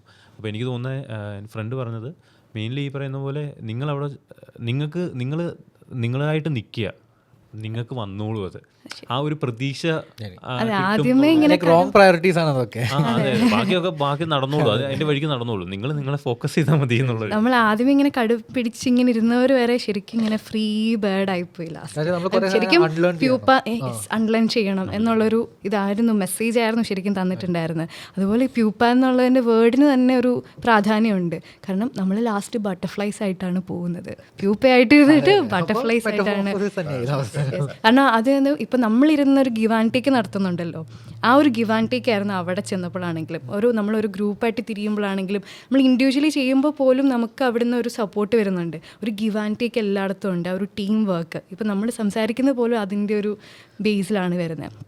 അപ്പം എനിക്ക് കിട്ടിയേക്കുന്ന ഫോട്ടോ എന്ന് നോക്കിയാൽ എനിക്ക് നൂറിൻ സിസ്റ്റേഴ്സിൻ്റെ ജ്യോതി നൂറാൻ, എനിക്ക് ഈ ഒരു വോയിസ് ശരിക്കും ഭയങ്കര യുണീക്കായിട്ട് എനിക്ക് ഫീൽ ചെയ്തു. കാരണം ആ ഒരു ആൾക്കാർ ചിന്തിച്ചത് ശരിക്കും ഒരു മെയിൽ പാടിയതാണെന്ന് പലരും ചിന്തിച്ചിട്ടുണ്ടായിരുന്നു. പക്ഷേ അങ്ങനെയല്ല, ഒരു യുണീക്കായിട്ടുള്ള വോയിസ് ആയിരുന്നു ആളുടേത്. നല്ല സെൻസേഷണൽ ആയിട്ടുള്ളൊരു പാട്ടായിരുന്നു ഇത്. അത് ജെക്സ് ബിജോയാണ് ചെയ്തത്. ജെക്സ് ബിജോയിലേക്ക് എത്തിക്കഴിഞ്ഞിട്ടുണ്ടെങ്കിൽ ഈ വർഷത്തെ ഒരു മ്യൂസീഷ്യൻ എന്ന നിലയിൽ ഈ വർഷം കൊണ്ടുപോയത് ജെക്സ് ബിജോയാണ്. കാരണം തുടരും എന്ന സിനിമയിലെ കൺമണിപ്പൂ ആയാലും ഫുൾ മ്യൂസിക് അതായിരുന്നു. അതേപോലെ ലോകയിലെ മ്യൂസിക്, പിന്നെ ഏതായിരുന്നു ചെയ്തത്? ജെക്സ് ബിജോയ് രണം ഈ വർഷത്തെ അല്ല, ഒരു ക്ലാസിക് ആയിട്ടുള്ള നമ്മൾ ഡ്രൈവ് ചെയ്തൊക്കെ പോകുമ്പോൾ ഏറ്റവും കൂടുതൽ കേൾക്കുന്നത് രണം എന്നുള്ള. എക്സ്പിജോയിന്റെ പക്ഷേ ലൈക്ക് കുറെ എന്താ ഇപ്പം രണായാലും ശരി കൽക്കിയാലും ശരി 2025 അല്ല, പക്ഷെ ഇതൊക്കെ നമുക്ക് ഓർത്ത് വെച്ച് നിൽക്കുന്ന പാട്ടുകളാണ്. കുറച്ചും കൂടെ ഡിഫറെന്റ് ആയിട്ട് ട്രൈ ചെയ്യാനൊക്കെ എന്തെങ്കിലുമൊക്കെ പുതിയ കാര്യങ്ങൾ. ഇപ്പം ചേട്ടൻ പറഞ്ഞ പോലെ അതൊരു മെറ്റഫർ അതിനകത്ത് ഉപയോഗിക്കുന്നു. ഓരോ ക്യാരക്ടറിനും ഓരോ തരം ബാക്ക്ഗ്രൗണ്ട് സ്കോർ കൊടുക്കുന്നു. അങ്ങനെയുള്ള കുറേ കാര്യങ്ങൾ വരുമ്പോഴത്തേനും നമുക്കൊരു ഭയങ്കര വെറൈറ്റി ട്രൈ ചെയ്യുന്നു. പക്ഷെ അവിടെ എനിക്കൊരു ചോദ്യം ചോദിക്കാനുള്ള എന്താ വെച്ച് കഴിഞ്ഞാൽ, ഇപ്പം അഖിൽ പറഞ്ഞിട്ടുണ്ടായിരുന്നില്ല ലൈക്ക് ഈ പേരുകൾ അറിയില്ലായിരുന്നു ഈ സാധനങ്ങളുടെ, പക്ഷെ ഇപ്പം അതായത് എന്താ പറയുക ഈ സിനിമാറ്റോഗ്രഫീന് എന്താണ് ലൈക്ക് ഇങ്ങനെ ടെക്നിക്കൽ ആസ്പെക്ട്സ് അറിയുന്നുണ്ടാവില്ല. പക്ഷെ അഖിൽ ചില പടങ്ങളിൽ മിസ് ചെയ്യും അതില്ലെങ്കിൽ. അത് നമ്മുടെ മലയാളം ഫിലിം ലൈക്ക് മലയാളം ഓഡിയൻസിന് അഗെയിൻ ലൈക്ക് നമ്മൾ ഹോൺ ചെയ്ത പോലെയല്ലേ. കാരണം എന്താ വെച്ച് കഴിഞ്ഞാൽ 2024 ആവേശം പോലത്തെ പടം വരുന്നു, ഇല്ലെങ്കിൽ അജൻ്റെ 2-ാം വർഷം പോലത്തെ പടം വരുന്നു. അതിൻ്റെ അകത്ത് നമ്മൾ പല കാര്യങ്ങളും എന്താ പറയുക കാണുന്നു. പക്ഷേ പിന്നെ ചില പടങ്ങൾ അത് കാണില്ലെങ്കിൽ ഓഡിയൻസ് അത് മിസ് ചെയ്യുന്നു. പിന്നെ നമ്മളത് തേടി പോവാണ് എന്താണ് നമ്മൾ മിസ് ചെയ്യുന്നത്. അങ്ങനെ ഒരു ഇൻഫോംഡ് ഓഡിയൻസ് വരുന്നത്. അപ്പോൾ ജെയ്ക്സ് ബിജോയിൻ്റെ കാര്യത്തിലും ഇപ്പോൾ ബാക്ക്ഗ്രൗണ്ട് സ്കോറിൽ ഫോക്കസ് ചെയ്യുമ്പോഴും OSTയിൽ ഫോക്കസ് ചെയ്യുമ്പോഴും നമ്മൾ ലൈക്ക് അറിയണം ഓക്കെ വില്ലൻ വരുമ്പോൾ നമ്മളിത് കേൾക്കണം, എന്നാലേ നമുക്ക് ആ ഒരു കല്ലെടുത്ത് വെച്ചൊരു ഫീലിംഗ് കിട്ടുള്ളൂ. അപ്പോൾ അത് പല രീതിയിലും ആക്ടിങ് വഴി മാത്രമല്ല പല രീതിയിലും എല്ലാ സെൻസസിനും അതിലേക്ക് അതിനകത്ത് ഇൻവോൾവ് ചെയ്യിപ്പിക്കുന്നത്. എനിക്ക് തോന്നുന്നു ഇതൊക്കെ കുറച്ചൊന്ന് ഡിഗ്രസ് ചെയ്ത് പോവുകയാണെങ്കിൽ ഇപ്പം ഒരു ദിവസം റാം തന്നെയാണ് എൻ്റെ ആവേശത്തിൻ്റെ സുഷിൻ ശ്യാമിൻ്റെ ആയിട്ടോ ഒരു ആൽബം കാണിച്ചു തന്നായിരുന്നു സ്പോട്ടിഫൈയിലായിട്ടോ. അല്ല റാം ആദ്യം കാണിച്ചു തന്നപ്പം അത് വേറൊരു ആസ്പെക്റ്റിൽ കാണിച്ചു വെച്ചാൽ അതിനകത്ത് ഒരുപാട് നേരത്തോടെ നമ്മളിപ്പോൾ എന്താ പെട്ടെന്ന് ഇപ്പോൾ ഒരു ആൽബം എടുത്താൽ കാണുന്നത് ഓഡിയോ പാടുന്ന ഇത് മാത്രമേ ഉള്ളായിരിക്കും. പക്ഷേ ഇവിടെ വരുമ്പോഴത്തേക്ക് എനിക്ക് ചില സമയത്ത് അറിയാം ചില സിനിമകൾ കാണുമ്പോൾ മേ ബി ചില ഏരിയകളിൽ ഉപയോഗിച്ചേക്കുന്ന ചില BGM പോലത്തെ അങ്ങനത്തെ ചില എലമെന്റ്സ് ബ്രേക്ക് ചെയ്തിട്ട് അവർ തന്നെ സെപ്പറേറ്റ് ആയിട്ട് ഇത് ഇട്ടിട്ടുണ്ടായിരുന്നു. ഈ ആസ്പെക്റ്റിൽ അവർക്ക് ഞാൻ പറഞ്ഞ ആ റെക്കഗ്നിഷൻ എലമെന്റ് കുറച്ചുകൂടെ കിട്ടുന്നുള്ള ആസ്പെക്റ്റാണ്. Again coming to like non existent aspect വരുമ്പോൾ എനിക്കൊരു ആസ്പെക്ട് തോന്നുന്നു വെച്ച് കഴിഞ്ഞാൽ പലപ്പോഴും ഞാൻ ഇൻസ്റ്റാഗ്രാമിൽ കണ്ടുള്ള ട്രോൾ ചെയ്യപ്പെട്ടിട്ടുള്ള ഒരാളായിട്ടാണ് ഈ പുള്ളിക്കാരി തോന്നിയിട്ടുള്ളത്. കാരണം ഒരു പരിപാടിയിൽ പുള്ളി ഇങ്ങനെ പെട്ടെന്ന് ഉയർച്ച ശബ്ദത്തിൽ ഇങ്ങനെ പാടുമ്പോൾ എല്ലാവരും ഞെട്ടുന്നു എന്നുള്ള രീതിയിൽ അവരെ ഭയങ്കരമായിട്ട് കളിയാക്കിയിട്ടുണ്ടായിരുന്നു. പക്ഷെ അവരുടെ ആ ഒരു മേ ബി സിനിമയുടെ ഒരു ക്യാരക്ടർ ആർക്ക് പോലത്തെ ഡൈമെൻഷനിൽ ആലോചിക്കുകയാണെങ്കിൽ ഈ ഒരു മൂവി അവർക്ക് കൊടുത്തേക്കുന്ന ഒരു ട്രാൻസ്ഫോർമേഷൻ ലെവലിൽ ആലോചിക്കുകയാണെങ്കിൽ ഭയങ്കര കിട്ടലാണ്. കാരണം അതൊരു നല്ലൊരു ഗ്രോത്ത് ആയിട്ട് എനിക്ക് തോന്നി പുള്ളിക്കാരി. കാരണം റെക്കഗ്നൈസ് ചെയ്യുന്നുണ്ട് അവരുടെ സ്കില്ല് ഒരു ആ രീതിയിൽ അവരുടെ ശബ്ദത്തിനെ റെക്കഗ്നൈസ് ചെയ്യപ്പെടുന്നുണ്ട്. മലയാളത്തിൽ വന്ന ഒരു പാടിയിരിക്കുകയാണ് സൂഫി ആർട്ടിസ്റ്റ് ആയിട്ടുള്ള പുള്ളിക്കാരി ഇവിടെ വരെ വന്ന പ്രസൻസ് അറിയിക്കാൻ പറ്റുന്നുണ്ട്. അപ്പോൾ അതും വളരെ വലിയൊരു കാര്യമായിട്ട് തോന്നിയായിരുന്നു. പക്ഷെ പിന്നെ അത് സോഷ്യൽ മീഡിയയിലേക്ക് എന്തോ ഔട്ട് ഓഫ് കോണ്ടെക്സ്റ്റ് എടുത്തു കഴിഞ്ഞാൽ ആർക്കും വൈറലാണ്. ഈ വീഡിയോൻ്റെ അകത്ത് തന്നെ ഒരു ക്ലിപ്പ് വന്നു കഴിഞ്ഞാൽ നമുക്ക് പറ്റും ഉറപ്പല്ലേ പാലും മൂലം കട്ട് ചെയ്യുക. എൻ്റെത് വന്നിരിക്കുന്നത് from the makers of Kishkindha Kaandam എന്നുള്ള കാര്യമാണ്. അപ്പം അഗെയിൻ ഞാൻ ഹൈട്രേറ്റ് ചെയ്ത് തുടങ്ങുകയാണെങ്കിൽ സുമേഷ് പറഞ്ഞതാണ് എന്താ പറയുക ഒരു ബ്രാൻഡ് എന്നുള്ള ലെവലിലോട്ട് ബാഹുലിനെ ഞാൻ കാണുന്നുണ്ട്. അപ്പം അവർ ദിഞ്ചത്താണേലും ബാഹുലാണേലും അതൊരു ടീമായിട്ട് പ്രവർത്തിക്കുമ്പോൾ അവരുടെ എനിക്ക് ഏറ്റവും ഇഷ്ടപ്പെട്ട ഒരു ആസ്പെക്ട് എന്ന് വെച്ച് കഴിഞ്ഞാൽ പുള്ളി പറഞ്ഞത് ഇപ്പം ഈ പടത്തിലെടുത്താലും പുള്ളിയുടെ കോട്ടാണ് ആദ്യം എടുത്ത് പറയുന്നത് അതിനകത്ത്. അതായത് ഒരു പ്രൊട്ടക്ഷൻ്റെയും റെസ്ട്രിക്ഷൻ്റെയും ഡിഫറൻസ് എന്ന് പറഞ്ഞാൽ വളരെ നേർത്ത ഒരു വരയാണ് എന്നുള്ള ആശയം എടുക്കുന്നുണ്ട്. ഈ ആശയം എടുത്ത് പോകുന്നത് ചിലരെടുക്കുന്നത് ഇപ്പോൾ എനിക്ക് ഏറ്റവും ഇഷ്ടപ്പെട്ട ഒരു കാര്യം വെച്ചാൽ മുരളിഗോപി എടുക്കുമ്പോൾ ഫസ്റ്റ് പുള്ളിയുടെ സിനിമ തുടങ്ങുമ്പോൾ തന്നെ ഇതേപോലെ ഒരു കൊട്ടേഷൻ വെച്ചിട്ടാണ് തുടങ്ങുന്നത്. അപ്പോൾ അതേപോലെ ഇപ്പോൾ എമ്പുരാൻ എടുത്താൽ ഞാൻ വളരെ ഓർക്കുന്നുണ്ട്. അതിനകത്ത് എന്താണ് പവർ കറപ്റ്റ്സ് അബ്സല്യൂട്ട്ലി എന്നുള്ള ഡയമെൻഷനാണ് അതിൻ്റെ തുടക്കത്തിൽ വന്നത്. അപ്പം എനിക്ക് ആ സംഗ്രഹിച്ച് കിട്ടുന്ന ഒരു ആസ്പെക്റ്റിൽ തുടങ്ങി പുള്ളി ഇതിനെ കൊണ്ടുപോകുന്ന ഒരു ആശയം അതിനകത്ത് വീണ്ടും നമ്മളിലൊരു സർപ്രൈസ് എലമെൻറ്റ് കൊണ്ടുവരാൻ വേണ്ടി അദ്ദേഹത്തിന് പറ്റുന്നുമുണ്ട് പലപ്പോഴും. കാരണം എവിടെയോ ഞാൻ കേട്ടിട്ടുണ്ട് ആലോചിച്ച് കഴിഞ്ഞാൽ എല്ലാത്തിൻ്റെയും കഥകൾ ഓൾമോസ്റ്റ് വളരെ വിരളമായിട്ടുള്ള സ്നേഹം റിവെഞ്ച് എന്നുള്ള നമുക്ക് കോൺസെൻട്രേറ്റ് ചെയ്ത് എടുത്തു കഴിഞ്ഞാൽ ചുരുക്കിയെടുക്കാൻ പറ്റുന്ന ആശയങ്ങളുള്ളൂ. പക്ഷെ എന്നാലും നമ്മളെ സർപ്രൈസ് ചെയ്യാൻ ഇന്നും അതിനെ മറ്റൊരു രീതിയിൽ അതായത് മെയിൻലി ലോകത്ത് മൊത്തം പറയാൻ പറ്റുന്ന കഥകൾ 10 കഥകളേ ഉള്ളൂ. അതിനകത്ത് നിന്നിട്ടാണ് നമ്മൾ ഈ മുഴുവൻ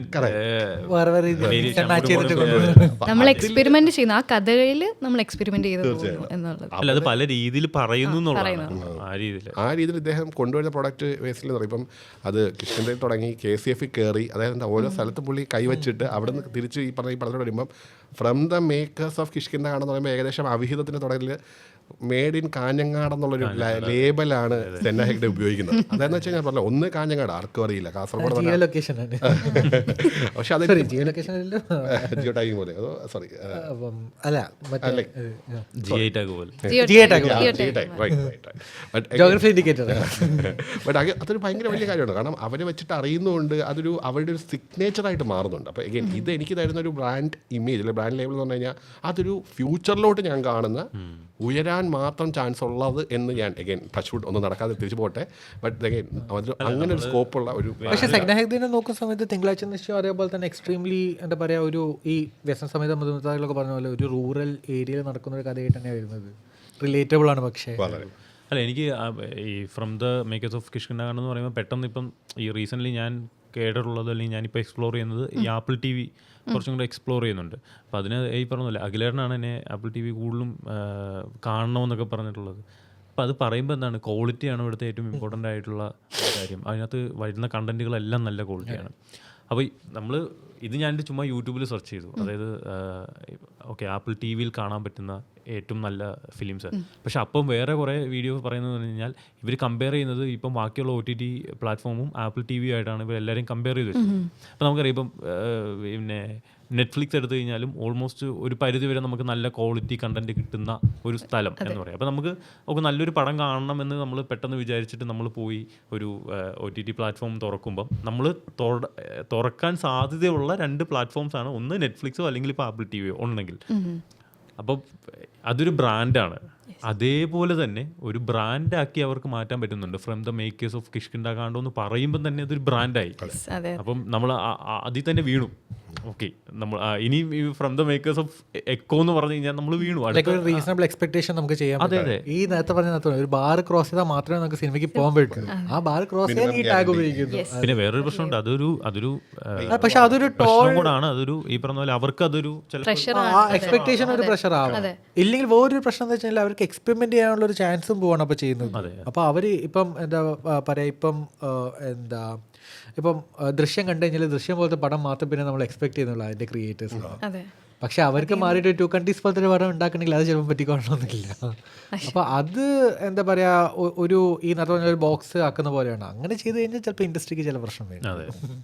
അത് അവരുടെ നമ്മളത് എക്സ്പെക്ട് ചെയ്ത് വെക്കുന്നതാണ്. പിന്നെ ഇത് സോഷ്യൽ മീഡിയയുടെയും കൂടെ ഒരു അല്ല, പക്ഷെ അതും പാർട്ട് ഓഫ് ദി ഗെയിം അല്ലേ. Also rules that we have to play by. അപ്പോൾ അങ്ങനെ ചെയ്യുന്ന ഓഡിയൻസിനെ നമുക്ക് ഡിസ്റെസ്പെക്ട് ചെയ്യാൻ പറ്റില്ല. അപ്പോഴും അത് പറ്റില്ല. എങ്കിൽ കൂടെ നമ്മൾ ചില റിവ്യൂസ് ആണെങ്കിലും നമ്മളെ ആസ്വദിക്കേണ്ട പ്രേക്ഷകനെ തിയേറ്ററിലേക്ക് എത്തിക്കുന്നില്ല എന്ന് എനിക്ക് ഫീൽ ചെയ്തിട്ടുണ്ട്. അതെ, റിവ്യൂസിന്റെ ആ ഒരു ഇതുണ്ട്. പക്ഷെ റിവ്യൂസ് എന്ന് വെച്ച് കഴിഞ്ഞാൽ ലൈക്ക് അവരും ഒരു പ്രോഡക്റ്റ് സെല് ചെയ്യാൻ നോക്കാണ്. അപ്പോൾ അവർ ഞാൻ നേരത്തെ പറഞ്ഞ പോലെ യൂട്യൂബിൽ തംബ്നെയിൽ ചെയ്യുമ്പോൾ തന്നെ A, B ഉണ്ട്. അപ്പോൾ A ചിലപ്പം പടം പെർഫോം ചെയ്തില്ല എന്ന് വയ്ക്കും, B ചിലപ്പം പടം പെർഫോം ചെയ്തെന്ന് വയ്ക്കും. ഇതിൽ പെർഫോം ചെയ്തില്ല എന്നുള്ള തംബ്നെയിലാണ് അവർക്ക് കൂടുതൽ വൈറാലിറ്റി കിട്ടുന്നതെങ്കിൽ അവർ അതിൻ്റെ അകത്തോട്ടേക്ക് പോകും. അപ്പോൾ അതാണ് പ്രശ്നം വരുന്നത്. അവിടെയാണ് നമ്മളിലേക്ക് ചോദിക്കേണ്ടത്. ഫ്രീഡം ഓഫ് സ്പീച്ച് ഉണ്ട് ഒരു സ്ഥലത്ത്, പക്ഷേ വേറൊരു സ്ഥലത്ത് നമ്മുടെ ഫിലിം ഇൻഡസ്ട്രി പ്രൊട്ടക്ട് ചെയ്യാനുള്ള ഒരു റൈറ്റ് ഒരു പ്രിവിലേജ് നമുക്കുണ്ട്. അപ്പോൾ അത് ഏത് നമ്മൾ എടുക്കും എന്നുള്ളത്. പക്ഷേ അല്ല, എനിക്ക് തോന്നുന്ന ഒരു ഇൻഡിവിജ്വലിൻ്റെ ഒരു ഡിസിഷൻ മേക്കിംഗ് ഉണ്ടല്ലോ, അതിനെ ബ്ലോക്ക് ചെയ്യുന്നു എന്ന് എനിക്ക് ഫീൽ ചെയ്യാറുണ്ട്. ഓക്കെ, എല്ലാവർക്കും ഓരോ പെർസ്പെക്റ്റീവ് ഉണ്ട്. ഇപ്പോൾ റിവ്യൂ ചെയ്യുന്ന എല്ലാവർക്കും അവരുടേതായിട്ടുള്ള പെർസ്പെക്റ്റീവ് ഇഷ്ടങ്ങളാണ് പറയുന്നത്. എങ്കിൽ കൂടെയും അതിൻ്റെ അവസാനം അവർക്ക് പറയാം ഇത് കാണരുത് എന്ന് പറയാനായിട്ടുള്ളൊരു കാര്യം അവർക്കില്ല. കാണരുതെന്ന് പറയരുതെന്നാണ് എൻ്റെ ഒരു. കാരണം ഈ ഒരു തിയേറ്ററിൽ റിവ്യൂ ചെയ്യുക അല്ലെങ്കിൽ ഇങ്ങനെ റിവ്യൂ ചെയ്യുന്നവർ അതൊരു അവരുടെ വിവരമില്ലായ്മേനെ കാണിക്കുന്ന ഒരു ടൂളാക്കരുത് എന്നെനിക്ക് പറയണമെന്ന് തോന്നിയിട്ടുണ്ട്. കാരണം ഇത്രയും നാളത്തെ ഇപ്പോൾ സിനിമ മോശമോ നല്ലതോ എന്നുള്ളത് രണ്ടാമത്തെ കാര്യം. അതിൽ പോലും ആ ഒരു ഫിലിം മേക്കേഴ്സ് എത്ര വർഷത്തെ അവരുടെ അധ്വാനമായിരിക്കും, ഒരു ഓൾ ക്രൂവിൻ്റെ ഒരു അധ്വാനത്തെ ഒറ്റ നിമിഷം കൊണ്ട് അവർ ഇല്ലാതാക്കി കളയാണ് ആ ഒരു റിവ്യൂ ഉണ്ട്. അങ്ങനെ എനിക്ക് ഫീൽ ചെയ്യും. അവർക്ക് എസെൻഷ്യലി പറയാൻ പറ്റുന്ന ആ കഥ എന്തായിരുന്നു ഉള്ള ഒരു സമ്മറൈസേഷനിൽ ഒരു സാരാംശം മാത്രമേ അവർക്ക് ആ ഒരു 5, 10, 15 മിനിറ്റിൻ്റെ റിവ്യൂ വീഡിയോയിൽ പറയാൻ പറ്റുന്നുള്ളൂ. ഈ നേരത്തെ പറഞ്ഞ പോലെ ഒരു ബാക്ക്ഗ്രൗണ്ട് സ്കോറിൻ്റെ ഇമ്പാക്റ്റ്, ഇല്ലെങ്കിൽ അതിൻ്റെ സിനിമാറ്റോഗ്രഫീൻ്റെ ഒരു ഇമ്പാക്റ്റ്, ഇല്ലെങ്കിൽ അതിൻ്റെ സ്കെയിലിൻ്റെ ഒരു ഇമ്പാക്റ്റ്, അതൊന്നും ഇവർക്കിലേക്ക് ഒരു റിവ്യൂൻ്റെ അത് പറയാൻ പറ്റിക്കൊള്ളണമെന്നില്ല പടം കാണിക്കാണ്ട്. അപ്പോൾ പടം കാണാണ്ട് എങ്ങനെ അതൊരു ഓഡിയൻസിൻ്റെ ആ റിവ്യൂൻ്റെ അകത്തൂടെ എടുക്കാൻ പറ്റും എന്നുള്ളതും ഒരു ചോദ്യം വരും. റിവ്യൂ എന്ന് പറയുന്നത് ആക്ച്വലി ശരിക്കും അവരുടെ പേഴ്സണൽ ഒപ്പീനിയൻ ആണ്. അതെ അതെ. ഇപ്പം ഫോർ എക്സാമ്പിൾ ഇപ്പം ഞാൻ നാളെ ഒരു വീഡിയോ തുടങ്ങുവാണ്, ഈ പറയുന്ന പോലെ മൂവി റിവ്യൂ നടത്താമെന്ന് പറഞ്ഞ് ഞാനൊരു വീഡിയോ ചെയ്തു. എൻ്റെ പേഴ്സണൽ ഒപ്പീനിയനാണ്. ചിലപ്പോൾ ആ റിവ്യൂവിനെ ബാധിക്കാൻ സാധ്യതയുള്ള ഒരുപാട് കാര്യങ്ങൾ എന്ന് പറഞ്ഞു കഴിഞ്ഞാൽ അന്ന് തിയേറ്റർ എക്സ്പീരിയൻസ് അന്ന് എൻ്റെ മൂഡാകാം, അന്നത്തെ എൻ്റെ മൂഡാകാം. ഇപ്പം ഞാൻ പറയുകയാണ്, കൊച്ചിയിൽ ഞാൻ ഇവിടുന്ന് പടം കാണാൻ പോകുന്നത് എടപ്പള്ളിയിലാണ്. എടപ്പള്ളിയിലേക്ക് പോകുന്ന വഴിക്ക് ഞാൻ അത്രയും ട്രാഫിക്കിനകത്തൂടെയാണ് പോകുന്നത്. ആ ട്രാഫിക്കിനകത്തൂടെ പോകുമ്പോഴത്തേനും എനിക്കുണ്ടാകാവുന്ന ബുദ്ധിമുട്ടുകൾ കുറേ ഉണ്ട്. അപ്പം ആരെങ്കിലും വന്നിട്ട് എൻ്റെ വണ്ടീനെ ചെറുതായിട്ടൊന്ന് ഒരച്ചിട്ട് പോയി, എൻ്റെ മൂഡും വളരെ മോശമായിരിക്കും. ആ മൂഡിലാണ് ആ സിനിമ കാണാൻ പോകുന്നത്. ഇനി ആ മൂഡിൽ ആ തിയേറ്ററിൽ എന്തെങ്കിലും ഒരു പ്രശ്നം ഉണ്ടാകുമെന്നും കൂടെ വിചാരിക്കും. ആ പ്രശ്നം ഉണ്ടായി കഴിഞ്ഞ് കഴിഞ്ഞാൽ എൻ്റെ ടോട്ടലി മൂഡ് പോയി. ഇനി റിവ്യൂവേഴ്സ് കുറച്ചും കൂടെ പിന്നെ ഈ പറഞ്ഞ പോലെ റെസ്പോൺസിബിൾ ആയിട്ട് ചിലപ്പോൾ ഇങ്ങനെയൊക്കെ വന്നു കഴിഞ്ഞാൽ ചിലപ്പോൾ അവർ ഒന്നും കൂടെ പോയി കണ്ടിട്ട് അവർ ബയാസ്ഡ് അല്ലാത്ത രീതിയിൽ പറയാമെന്ന് പറയുന്നു. പക്ഷേ എനിക്ക് പല റിവ്യൂസും കാണുമ്പോഴും അത് ബയാസ്ഡ് ആയിട്ട് അവരുടെ പേഴ്സണൽ ഒപ്പീനിയനാണ്, അതവർ പറയുന്നുമുണ്ട് ഇതെൻ്റെ പേഴ്സണൽ ഒപ്പീനിയൻ ആണെന്ന്. പക്ഷെ കേൾക്കുന്ന ആൾക്കാരെന്താ വിചാരിക്കുന്നത്? അവർക്ക് ഒരു വോയിസ് ഉണ്ട്, ആ വോയിസ് ഫോളോ ചെയ്യുന്ന കുറേ ഹൺഡ്രഡ്സ് ഓഫ് തൗസൻഡ്സ് ഓഫ് ആൾക്കാരുണ്ട്. പക്ഷേ ഇവിടെ എല്ലാം ഒരു പ്രശ്നം കൂടെ എനിക്ക് തോന്നിയെന്ന് വെച്ചാൽ ഞാൻ പറയാം, ഇപ്പം കഴിഞ്ഞ വർഷം ഞാൻ എടുത്ത് വായിച്ചതെന്ന് വെച്ചാൽ നെറ്റ്ഫ്ലിക്സിൻ്റെ ഒരു പ്രധാനപ്പെട്ട ഒരു വ്യക്തി പറഞ്ഞ ഡയമെൻഷൻ വെച്ചാൽ ആൾക്കാർ വീട്ടിലുള്ള എക്യുപ്മെൻറ്റുകളെ ഇപ്പോൾ ഏകദേശം ഡോൾബി അറ്റ്മോസിൻ്റെയോ ആ ലെവലിലോട്ട് ഉയർത്താൻ ഓക്കെ ആ ലെവലിലോട്ട് ഉയർത്താൻ പോകുന്നത് എന്തുകൊണ്ടാണ്? നേരത്തെ പറഞ്ഞ ഡയമെൻഷൻ, അന്ന് സിനിമയ്ക്ക് പോകുന്നത് ചിലവേറിയ ഒരു പ്രവൃത്തിയായിട്ട് മാറിക്കൊണ്ടിരിക്കുകയാണ്. അങ്ങനെ വരുമ്പം ആസ് എ ഓഡിയൻസ് ഞാൻ അല്ലെങ്കിൽ എന്താ ഒരു വലിയ സാധനം വരാൻ കിടപ്പുണ്ടെങ്കിൽ ചെറുത് നമുക്ക് OTT കാണാം. ഈ രീതിയിൽ നമ്മുടെ ചോയ്സിനെ ഒരു ഓപ്ഷൻസ് ചോയ്സ് എന്നുള്ള ഒരു കോൺസെപ്റ്റിലോട്ട് കൊണ്ടുവരുന്നത് എഗെയിൻ കോവിഡിന് വന്ന ശേഷം ഉണ്ടായ ഒരു ഇറിവേഴ്സിബിൾ ആയിട്ടുള്ള ഒരു മാറ്റമാണ് OTTയുടെ വളർച്ച എന്നുള്ളത്. അപ്പം പക്ഷേ കോവിഡിന് മുന്നേ അല്ല അത് എക്സലറേറ്റ് അല്ലേ നമുക്ക് എന്തായാലും എന്താ മണി ഹാസ് ടു പോലത്തെ ഒരു സാധനം അല്ലെങ്കിൽ ഇവിടെ പലരും കാണില്ല. അത് കോവിഡ് വന്നതുകൊണ്ട് വെറുതെ ഇരുന്നുകൊണ്ട് കണ്ടുപോകാം. എനിക്കിവിടെ തോന്നിയൊരു കാര്യം, ഇപ്പോൾ തിയേറ്റർ എക്സ്പീരിയൻസ് ഉണ്ട്, ഡോൾബി അറ്റ്മോസിൻ്റെ കാര്യമൊക്കെ പറഞ്ഞപ്പോൾ ശരിക്കും തിയേറ്റർ എക്സ്പീരിയൻസ് എന്താ? ശരിക്കും ഓഡിയൻസ് ആണ്. ഒരു ക്രൂവിൻ്റെ കൂടെ ഇരുന്ന് ആ ഒരു ഓളത്തിൽ നമ്മളിരുന്ന് കാണുവാണ്. അത്രേൻ്റെ ഒരു എക്സ്പീരിയൻസ് എന്നാണ് ശരിക്കും തിയേറ്റർ എക്സ്പീരിയൻസ് പറയുന്നത്. ഈ വരുന്ന ഇപ്പോൾ മോഡേൺ ആയിട്ടുള്ള ഒരു ടെക്നോളജി യൂസ് ചെയ്തിട്ട് നമ്മൾ വരുമ്പോൾ മാത്രമല്ലേ നമുക്ക് ആ ഒരു ആസ്പെക്റ്റിലും ചിന്തിക്കേണ്ടതുള്ളൂ. അപ്പോൾ എനിക്ക് തോന്നുന്നത് തിയേറ്റർ എക്സ്പീരിയൻസ് എന്ന് പറയുമ്പോൾ ആക്ച്വലി ഒരു ഓഡിയൻസിൻ്റെ ഒരു എല്ലാവരും കൂടെ ഒരുന്നുള്ളൊരു വാച്ചിങ്. എനിക്ക് തോന്നുന്നു ഈ ഒരു ടോപ്പിക് ആക്ച്വലി നല്ല ടോപ്പിക്കാണ്. ഇത് കുറച്ചും കൂടെ കഴിഞ്ഞിട്ട് നമ്മൾ നല്ല രീതിയിൽ എൻ്റെ വന്നത് ഓഫ് കോഴ്സ് മമ്മൂട്ടിയാണ്. മമ്മൂട്ടിനെ പറ്റി പറയുകയാണെങ്കിൽ ഒരു ഇതും കൂടെ വേണ്ടി വരും. പക്ഷേ എനിക്കൊന്ന് ശാലം പറഞ്ഞിട്ട് കണക്ട് ചെയ്യുകയാണെങ്കിൽ ആ പ്യൂപ്പൻ്റെ അടുത്ത് പറഞ്ഞിട്ടുണ്ടല്ലോ ലൈക്ക് എങ്ങനെ ചെയ്യുന്നുണ്ട്. മമ്മൂട്ടീൻ്റെ പഴയ പടങ്ങൾ കാണുകയാണെങ്കിൽ നമുക്ക് മമ്മൂട്ടീൻ്റെ ഗ്രോത്ത് ആസ് ആൻ ആക്ടർ കാണാൻ പറ്റും. മമ്മൂട്ടി ഒരു നാഷണൽ ആക്ടർ ആയിരുന്നില്ല, എനിക്കറിയാം, കമൻറ്റുകൾ കുറേ വരും ശരിയല്ലാന്ന്. പക്ഷേ മമ്മൂട്ടി ട്രേഡ് പഠിച്ചതാണ്. അതുകൊണ്ട് തന്നെ ഇപ്പം എന്താ ഏറ്റവും ബെസ്റ്റ് മമ്മൂട്ടിയുടെ പടങ്ങൾ നോക്കിയിട്ടുണ്ടെങ്കിൽ ഭ്രമയുഗം, ഇല്ലെങ്കിൽ എന്താ പറയുക കാതൽ, അതും ഇതൊക്കെ എന്ന് വെച്ച് കഴിഞ്ഞാൽ ലൈക്ക് എന്താ മറ്റേ സൗബിൻ ഷെയർ പറഞ്ഞ പോലെ മോഹൻലാൽ ഒരു നമ്പ്യാർ നായർ മേനോ മാത്രമേ എടുക്കുള്ളൂ, മമ്മൂട്ടി എല്ലാം എടുക്കും. അതൊരു ചീത്ത രീതിയിൽ ഒരു പെജോറിറ്റീവ് രീതിയിലാണ് പറഞ്ഞത്. ഞാൻ തിരിച്ചാണ് കാണുന്നത്, മമ്മൂട്ടിക്ക് ഏത് റോളും എടുക്കാൻ പറ്റും and he will stick the landing. അപ്പോൾ ഞാനിപ്പോൾ എന്താ പറയുക നൻപകൽ നേരത്തെ മയക്കെടുത്തിട്ടുണ്ട്, ഒരു 1 hour 45 minutes ഒരു പടമാണ്. അതിൻ്റെ അകത്ത് നമ്മളെ കൊണ്ടുപോകുന്ന ജേണി അത് മറക്കാൻ പറ്റില്ല. അതൊരു വൺസ് ഇൻ എ ജനറേഷൻ എന്താ പറയാ. അതെ, റോഷാക്ക് ആസ് എ പടം എനിക്ക് ക്ലിക്ക് ആയിട്ടുണ്ടായിരുന്നു. പക്ഷെ മമ്മൂട്ടിൻ്റെ ആക്ടിങ് ഉണ്ടല്ലോ എഗൈൻ മറക്കാൻ പറ്റില്ല നമുക്ക്. അതിപ്പോൾ കണ്ണൂർ സ്ക്വാഡ് എടുത്ത് നോക്കിയിട്ടുണ്ടെങ്കിലും ആ പടത്തിന് എന്തൊക്കെ പോരായ്മകളുണ്ടെങ്കിലും Kannur squad at the end of the day Mammootty മാത്രമല്ല ലൈക്ക് അതിൻ്റെ എല്ലാ ടീമിലത്തെ ആൾക്കാരും ലൈക്ക് അത് ചെയ്തിട്ടുണ്ട്. ലൈക്ക് ഈവൻ ക്യാരക്ടറൈസേഷൻ ഓഫ് ആ ടാറ്റസുമോ ആസ് ദ 5th member അങ്ങനത്തെ രീതിയിലൊക്കെ പോകുന്ന സമയത്ത്. പക്ഷെ മമ്മൂട്ടി സ്റ്റിൽ ലൈക്ക് ആ ഒരു ഇമ്പാക്റ്റ് ഉണ്ടല്ലോ, അത് നമുക്ക് മാത്രമേ ഉള്ളൂ. ഈ കളങ്കാവിൽ കണ്ടപ്പോൾ ഉണ്ടല്ലോ, കളങ്കാവിൽ കണ്ടപ്പം ഈ എനിക്ക് അതിൻ്റെ സെക്കൻഡ് സീൻ ഈ പറയുന്ന കാറിൽ ഇവർ പോയിട്ട് സ്പോയിലറാണ് എന്നാലും അവർ പോയിട്ടുള്ള ഈ ആദ്യത്തെ ആ ഒരു ഇൻസിഡൻറ്റ്, സോ ആ ഒരു സീനുണ്ടല്ലോ, ആ ഒരു അവരെ കൊല്ലുന്നത് അത് ഭയങ്കരമായിട്ട് ഞാനിങ്ങനെ അത് സ്ക്രീനിൽ നമ്മളിലേക്ക് അങ്ങോട്ട് ഞാൻ ആ വില്ലനിസം കാണിക്കാൻ വേണ്ടി നമ്മളിപ്പോൾ ഇത്ര ഭയങ്കര ഇപ്പം വില്ലനിസം കാണിക്കാൻ വേണ്ടി പലപ്പോഴും ലൗഡാകാറാണ് പലപ്പോഴും പതിവ് അല്ലേ. നമ്മളിപ്പോൾ എറിഞ്ഞു പൊട്ടിക്കുക അല്ലെങ്കിൽ ദേഷ്യം കാണിക്കുക, ഇടിക്കുക, കുറേ കാര്യങ്ങൾ പെർഫോം ചെയ്യാന്ന് പറയുമ്പോൾ എല്ലാവരും ഓർക്കുന്നൊക്കെ കരയുന്നത് അല്ലെങ്കിൽ ഇത്ര ലൗഡായിട്ട് പെർഫോം ചെയ്യുന്നത്. പക്ഷേ സൈലന്റ് ആയിട്ട് അതും ആ ഡയലോഗിലൂടെ അവർ തമ്മിൽ സംസാരിച്ച് ഡയലോഗാണോ അതോ മറ്റേ facial expressions, body language, gate എല്ലാം ഡയലോഗ് അവർ തമ്മിലുള്ള ഡയലോഗാണല്ലോ. ആ ഡയലോഗിനകത്തൂടെ ഇതിങ്ങനെ കയറി അതിൻ്റെ ഒരു പീക്കിലെത്തുന്ന ഒരു മൊമെന്റ് നമുക്കും ഫീൽ ചെയ്യും. ഓക്കെ, ഇതിപ്പോൾ എങ്ങോട്ടാണ് പോകുന്നത്, നമുക്ക് ആ ടെൻഷൻ വന്നു തുടങ്ങും. ഇത് സംഭവിക്കുമോ, അത് സംഭവിക്കുമോ. അപ്പം അവർക്ക് രണ്ടുപേർക്കും മമ്മൂട്ടിക്ക് ആ സമയത്ത് ആ ക്യാരക്ടറിന് അറിയാം ഇതാണ് ചെയ്യാൻ പോകുന്നതെന്ന്. പുള്ളിക്കാരിക്ക് അത് അപ്പോഴും അറിയത്തില്ല. പുള്ളിക്കാരിനെ പോലെ തന്നെയാണ് നമ്മളും. നമുക്കും അറിയത്തില്ല ഇത് ശരിയാണോ, അത് കൊല്ലുവോ അതേ കൊല്ലത്തില്ലയോ എന്നുള്ളൊരു സാധനം ഉണ്ടല്ലോ, അത് നമുക്കും അറിയത്തില്ല. അപ്പം അങ്ങനെ പതിയെ കയറുന്നതാണ്. അതൊരു സ്ക്രിപ്റ്റിലൊക്കെ അങ്ങനെ ഒരു കാര്യമുണ്ട്, എഴുതി വെച്ചിട്ടുണ്ടായിരിക്കും. പക്ഷെ അത് അഭിനയിച്ച് ഫലിപ്പിക്കുക എന്നുള്ളത് അതൊരു അസാധ്യ പരിപാടിയാണ്. മമ്മൂട്ടിയുടെ കേസ് സത്യത്തിൽ ഈ പറഞ്ഞ പോലെ ഏറ്റവും വലിയൊരു കാര്യം എന്ന് പറഞ്ഞു കഴിഞ്ഞാൽ പുള്ളിക്കാരൻ തിരിച്ചു വന്നു എന്നുള്ളതാണ്. അതൊരു അത്രയും ഹെൽത്ത് കണ്ടീഷനിനകത്തും അതൊക്കെ കഴിഞ്ഞിട്ട് പുള്ളി തിരിച്ചു വന്നു, അതിനകത്ത് ഒരു പെർഫോമൻസ് തന്നിട്ട് പോകും. ഇങ്ങനെ ഒരു പെർഫോമൻസ് വരുന്നു എന്നൊക്കെ പറയും. പക്ഷേ ഈ വില്ലനീൻ്റെ കാര്യം പറയുകയാണെങ്കിൽ ഇപ്പം ക്രിസ്റ്റഫർ വാൾസിൻ്റെ അടുത്ത് ആരോ ചോദിച്ചാൽ ഇൻഗ്ലോറിയസ് ബാസ്റ്റേഴ്സിൻ്റെ അടുത്തുള്ള വില്ലൻ ചോദിച്ചിട്ടുണ്ടെങ്കിൽ വില്ലനീനെ എങ്ങനെയാണ് അപ്രോച്ച് ചെയ്തത്. അപ്പോൾ കുറേയൊക്കെ ഈ മമ്മൂട്ടിൻ്റെ കാര്യം പറഞ്ഞാൽ എനിക്ക് ഓർമ്മ വന്നത്, വില്ലനി എന്ന് വെച്ച് കഴിഞ്ഞാൽ നമ്മുടെ ഓർഡിനറി ലൈഫിലുള്ള ഒരാളാണ് വില്ലനി. ഇല്ലെങ്കിൽ ആ പൊന്മാനിൽ പറഞ്ഞിട്ടുണ്ടെങ്കിൽ it need not be bad versus good. ഒരു മനുഷ്യന് ഡിഫറെൻറ്റ് ഷെയ്ഡ്സ് ഉണ്ടാവാം. ആ ഷെയ്ഡ്സിൻ്റെ അകത്ത് ഐ എം ഫോളോയിങ് ഓർഡേഴ്സ്, അതുകൊണ്ട് ഞാൻ ഒരു നാസി ആവുന്നു, അതുകൊണ്ട് ഞാൻ ഒരു എന്താ പറയുക ആ ജ്യൂസിനെ റൗണ്ട് ചെയ്ത് കൊല്ലുന്നു. എനിക്ക് തോന്നുന്നു അവിടെ അയാൾക്ക് തോന്നില്ല അയാൾ നെഗറ്റീവാണ് ചെയ്യുന്നത്. അയാളെ സമയത്തോളം അയാൾ നിയമം അയാളുടെ സൈഡിലാണ്, അയാളുടെ സമയത്ത് അതാണ് നോർമൽ. കറക്റ്റ് കാര്യമാണ് അയാൾ ചെയ്യുന്നത്. കാരണം അവിടെ അന്ന് നാസി ഗവൺമെന്റ് എന്ത് പറയുന്നു അത് അയാൾ എക്സിക്യൂട്ട് ചെയ്യുന്നതേ. അപ്പോൾ അയാളെ സമയത്തോളം മേ ബി അയാളുടെ കടയിൽ അയാൾ ഹീറോ ആയിരിക്കാം. പക്ഷെ അത് നമ്മൾ മമ്മൂട്ടിയിലും കാണാൻ പറ്റും. പക്ഷേ മെത്തേഡ് ആക്ടിങ് ഉണ്ടല്ലോ, ഒരു പരിധിയിൽ ചിലപ്പം എന്താ പറയുക മോഹൻലാലിൻ്റെ ഈക്വലാണോ മുകളിലാണോ താഴെയെന്നല്ല ഞാൻ പറയുന്നത്. പക്ഷേ മോഹൻലാൽ വേഴ്സസ് മമ്മൂട്ടി എടുത്ത് നോക്കുന്ന സമയത്ത് മമ്മൂട്ടിയിൽ ഞാൻ കാണുന്ന ഒരു ക്വാളിറ്റി അതാണ്. അങ്ങനെ ഏതൊരു റോളും ടു ദ ടി എക്സിക്യൂട്ട് ചെയ്തിട്ട് മുന്നോട്ട് കൊണ്ടുവരാൻ പറ്റും. മോഹൻലാലിനെ ചെയ്യാൻ പറ്റില്ല എന്നല്ല ഞാൻ പറഞ്ഞത്. പക്ഷേ മമ്മൂട്ടീൻ്റെ കാര്യത്തിൽ എടുത്ത് നോക്കുന്ന ഇപ്പോൾ ബ്രഹ്മയുഗത്തിൻ്റെ അകത്ത് തന്നെയൊക്കെ എടുത്ത് നോക്കിയിട്ടുണ്ടെങ്കിൽ അത് സ്റ്റാർട്ട് ചെയ്യുന്നത് നമ്മൾ ഓഡിയൻസ് ആസ് നോക്കുന്ന സമയത്ത് ചിലപ്പോൾ അതൊരു ഓർഡിനറി ക്യാരക്ടറായിട്ടായിരിക്കും. പിന്നെ ആ ക്രഷൻഡോ ബിൽഡ് ചെയ്യുക ചെയ്യുന്നത് ലെയർ പലതായിട്ട്, അതെ, ആ റെസിപ്പീസിലേക്ക് എത്തുന്നത് മമ്മൂട്ടീൻ്റെ ആക്ടിങ് കൊണ്ട് മാത്രമാണ്. അപ്പോൾ അത് എന്താ ഞാൻ പറഞ്ഞ വൺസ് ഇൻ എ ജനറേഷൻ കിട്ടുന്ന സാധനം.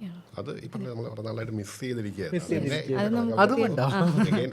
ഈവൻ ലോകയിൽ വരെ മൂത്തോനായിട്ട് ഒരു ഡയലോഗിലാണ് ആ കൈ വെച്ചിട്ട്. പക്ഷെ അവിടെ ആ ഓഡിയൻസിന്റെ ആ ഇമ്പാക്റ്റും വരുന്നത്. പക്ഷെ മൂത്തോന്റെ ഒച്ച വരുന്ന സമയത്തിലേക്ക് ഒരു ഇരമ്പമാണ് നടക്കുന്നത്. ആ ഒരു ആർജവം തന്നെയാണ് ഇപ്പോൾ ലാലേട്ടൻ ബബ്ബയിൽ വരുമ്പോൾ ആ ഒരു രണ്ടുപേരും തമ്മിലുള്ള ഒരു കോമ്പിനേഷൻ അസാധ്യ കോമ്പിനേഷൻ ആണ്. ഈ മാസം വരില്ലേക്ക് ആ ട്രെയിലർ പുറത്തോട്ട് കയറാൻ വേണ്ടി എനിക്കറിയില്ല മോഹൻലാൽ ഇൻവോൾവ് ആയിരുന്നു ആ പ്രോജക്ട്. അല്ല, നമുക്ക് ആർക്കും അതിന്റെ അറിയില്ലായിരുന്നു. ട്രെയിലറിന്റെ ഹാഫ് കണ്ടപ്പോൾ ദൈവമേ ഞാൻ ശരിക്കും എക്സൈറ്റഡ് ആയി, ഭയങ്കരമായിട്ട് ത്രില്ലായിരുന്നു.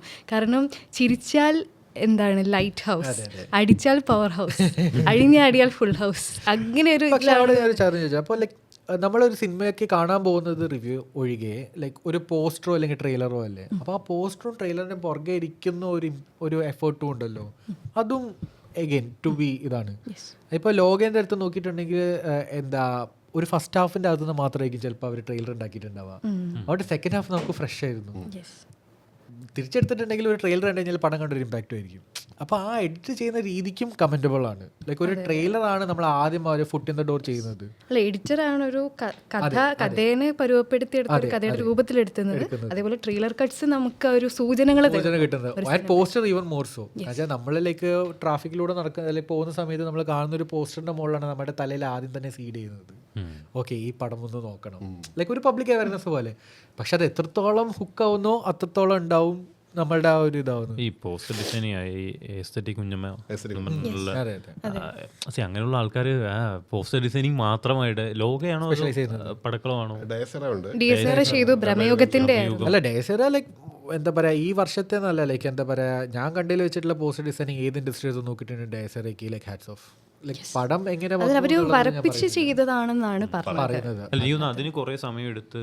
പക്ഷെ അത് AI പോലത്തെ ഒരു സാധനം കൊണ്ട് 2 പ്രോംപ്റ്റ് കൊണ്ട് ഉണ്ടാക്കാൻ പറ്റുന്ന ഒരു സാധനം ഒരാളെ കൊണ്ട് വരപ്പിക്കുന്നതിനും നമുക്ക് ലൈക്ക് എഫേർട്ട് ലൈക്ക് മാനിക്കണം. കാരണം എന്താണെന്ന് വെച്ച് കഴിഞ്ഞാൽ ഇപ്പം ലോകേൻ്റെ അകത്തിലേക്ക് എനിക്കൊരു മിസ്സിംഗ് ആയിട്ട് തോന്നിയിട്ടില്ല ഈ 5 മെസ്സേജോ അതിൻ്റെ അകത്ത് കുറച്ച് ഇത്തിരി AI വിഷ്വലൈസേഷൻ കൂടുതൽ ഉപയോഗിച്ചു എന്നുള്ള ഒരു ഒപ്പീനിയൻ എനിക്കുണ്ടായിരുന്നു.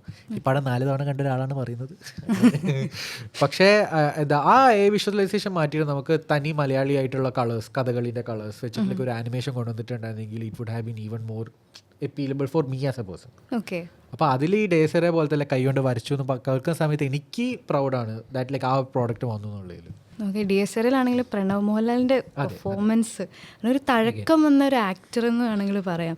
അത്രയും കാരണം ആ ഒരു കൺഫ്യൂഷൻസ്, പേടി, ഭയം അതൊക്കെ കാണിക്കുക. ഒരു സീനിൽ ഈ കയ്യിൽ ഇങ്ങനെ കടിക്കുന്ന ഒരു സീനുണ്ട്. അവിടെ ആ ഒരാളില്ല, ജസ്റ്റ് ഒരു സ്പിരിറ്റ് അങ്ങനെ ഇത് വന്ന് കടിക്കുന്ന ഒരു സീനാണ്. പക്ഷേ അവിടെ ആ ആൾ റിയാക്ട് ചെയ്യുന്ന ഒരു രീതിയുണ്ട്.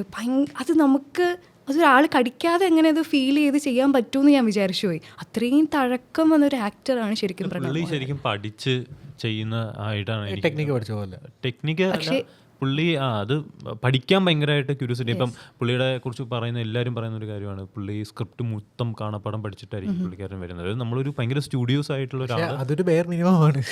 പക്ഷേ എനിക്ക് തോന്നുന്നു ഇപ്പോൾ ലാലേട്ടൻ അദ്ദേഹത്തിൻ്റെ ഞാൻ ഇത് പറയുന്നതല്ല എങ്കിൽ പോലും അത് ഇൻബിൽട്ടായിട്ട് ചിലപ്പോൾ അതിൽ കാണും, അതിൻ്റെ അംശം കാണും. ഞാനൊരു AD ആയിട്ട് സംസാരിച്ചിട്ടുണ്ടായിരുന്നു, സ്പിരിറ്റിൽ വർക്ക് ചെയ്തിരുന്നത്. അങ്ങേര് പറഞ്ഞൊരു ഇതായിരുന്നു, സ്പിരിറ്റിലേക്ക് അങ്ങേര് വന്ന സമയത്ത് അങ്ങേരുടെ ഒരു സീൻ ഉണ്ടായിരുന്നു. ആ സീനിൽ രാവിലെ സ്റ്റാർട്ട് ചെയ്യുന്നത്. അപ്പോൾ അങ്ങേര് വരുന്നു, സ്റ്റാർട്ട് ചെയ്യല്ലേ, തല പൊക്കുന്നു, പൊങ്ങുമ്പോൾ ഹിസ് ഡ്രങ്ക്. അത്ര സ്വിച്ച് പോലെയാണ് ലാലേട്ടൻ്റെ ആ എഫേർട്ട്ലെസ് ആക്ടിങ് ഉണ്ടല്ലോ. അത് എഗെയിൻ ഇന്നത്തെ മമ്മൂട്ടിനെ പോലെ again once in a generation നമുക്ക് രണ്ടും കാണാൻ പറ്റിയെന്നുള്ളത് വലിയൊരു കാര്യമാണ്. അപ്പോൾ പ്രണവ് മോഹൻലാലിന് യെസ് ഓഫ് കോഴ്സ് ടാലന്റ് ചിലപ്പോൾ ജെനറ്റിക്കലി കിട്ടിയിട്ടുണ്ട്. അല്ല പ്രണവ് ഇനിയും സ്റ്റാർട്ട് ചെയ്യുന്നല്ലേ ഉള്ളൂ അത്.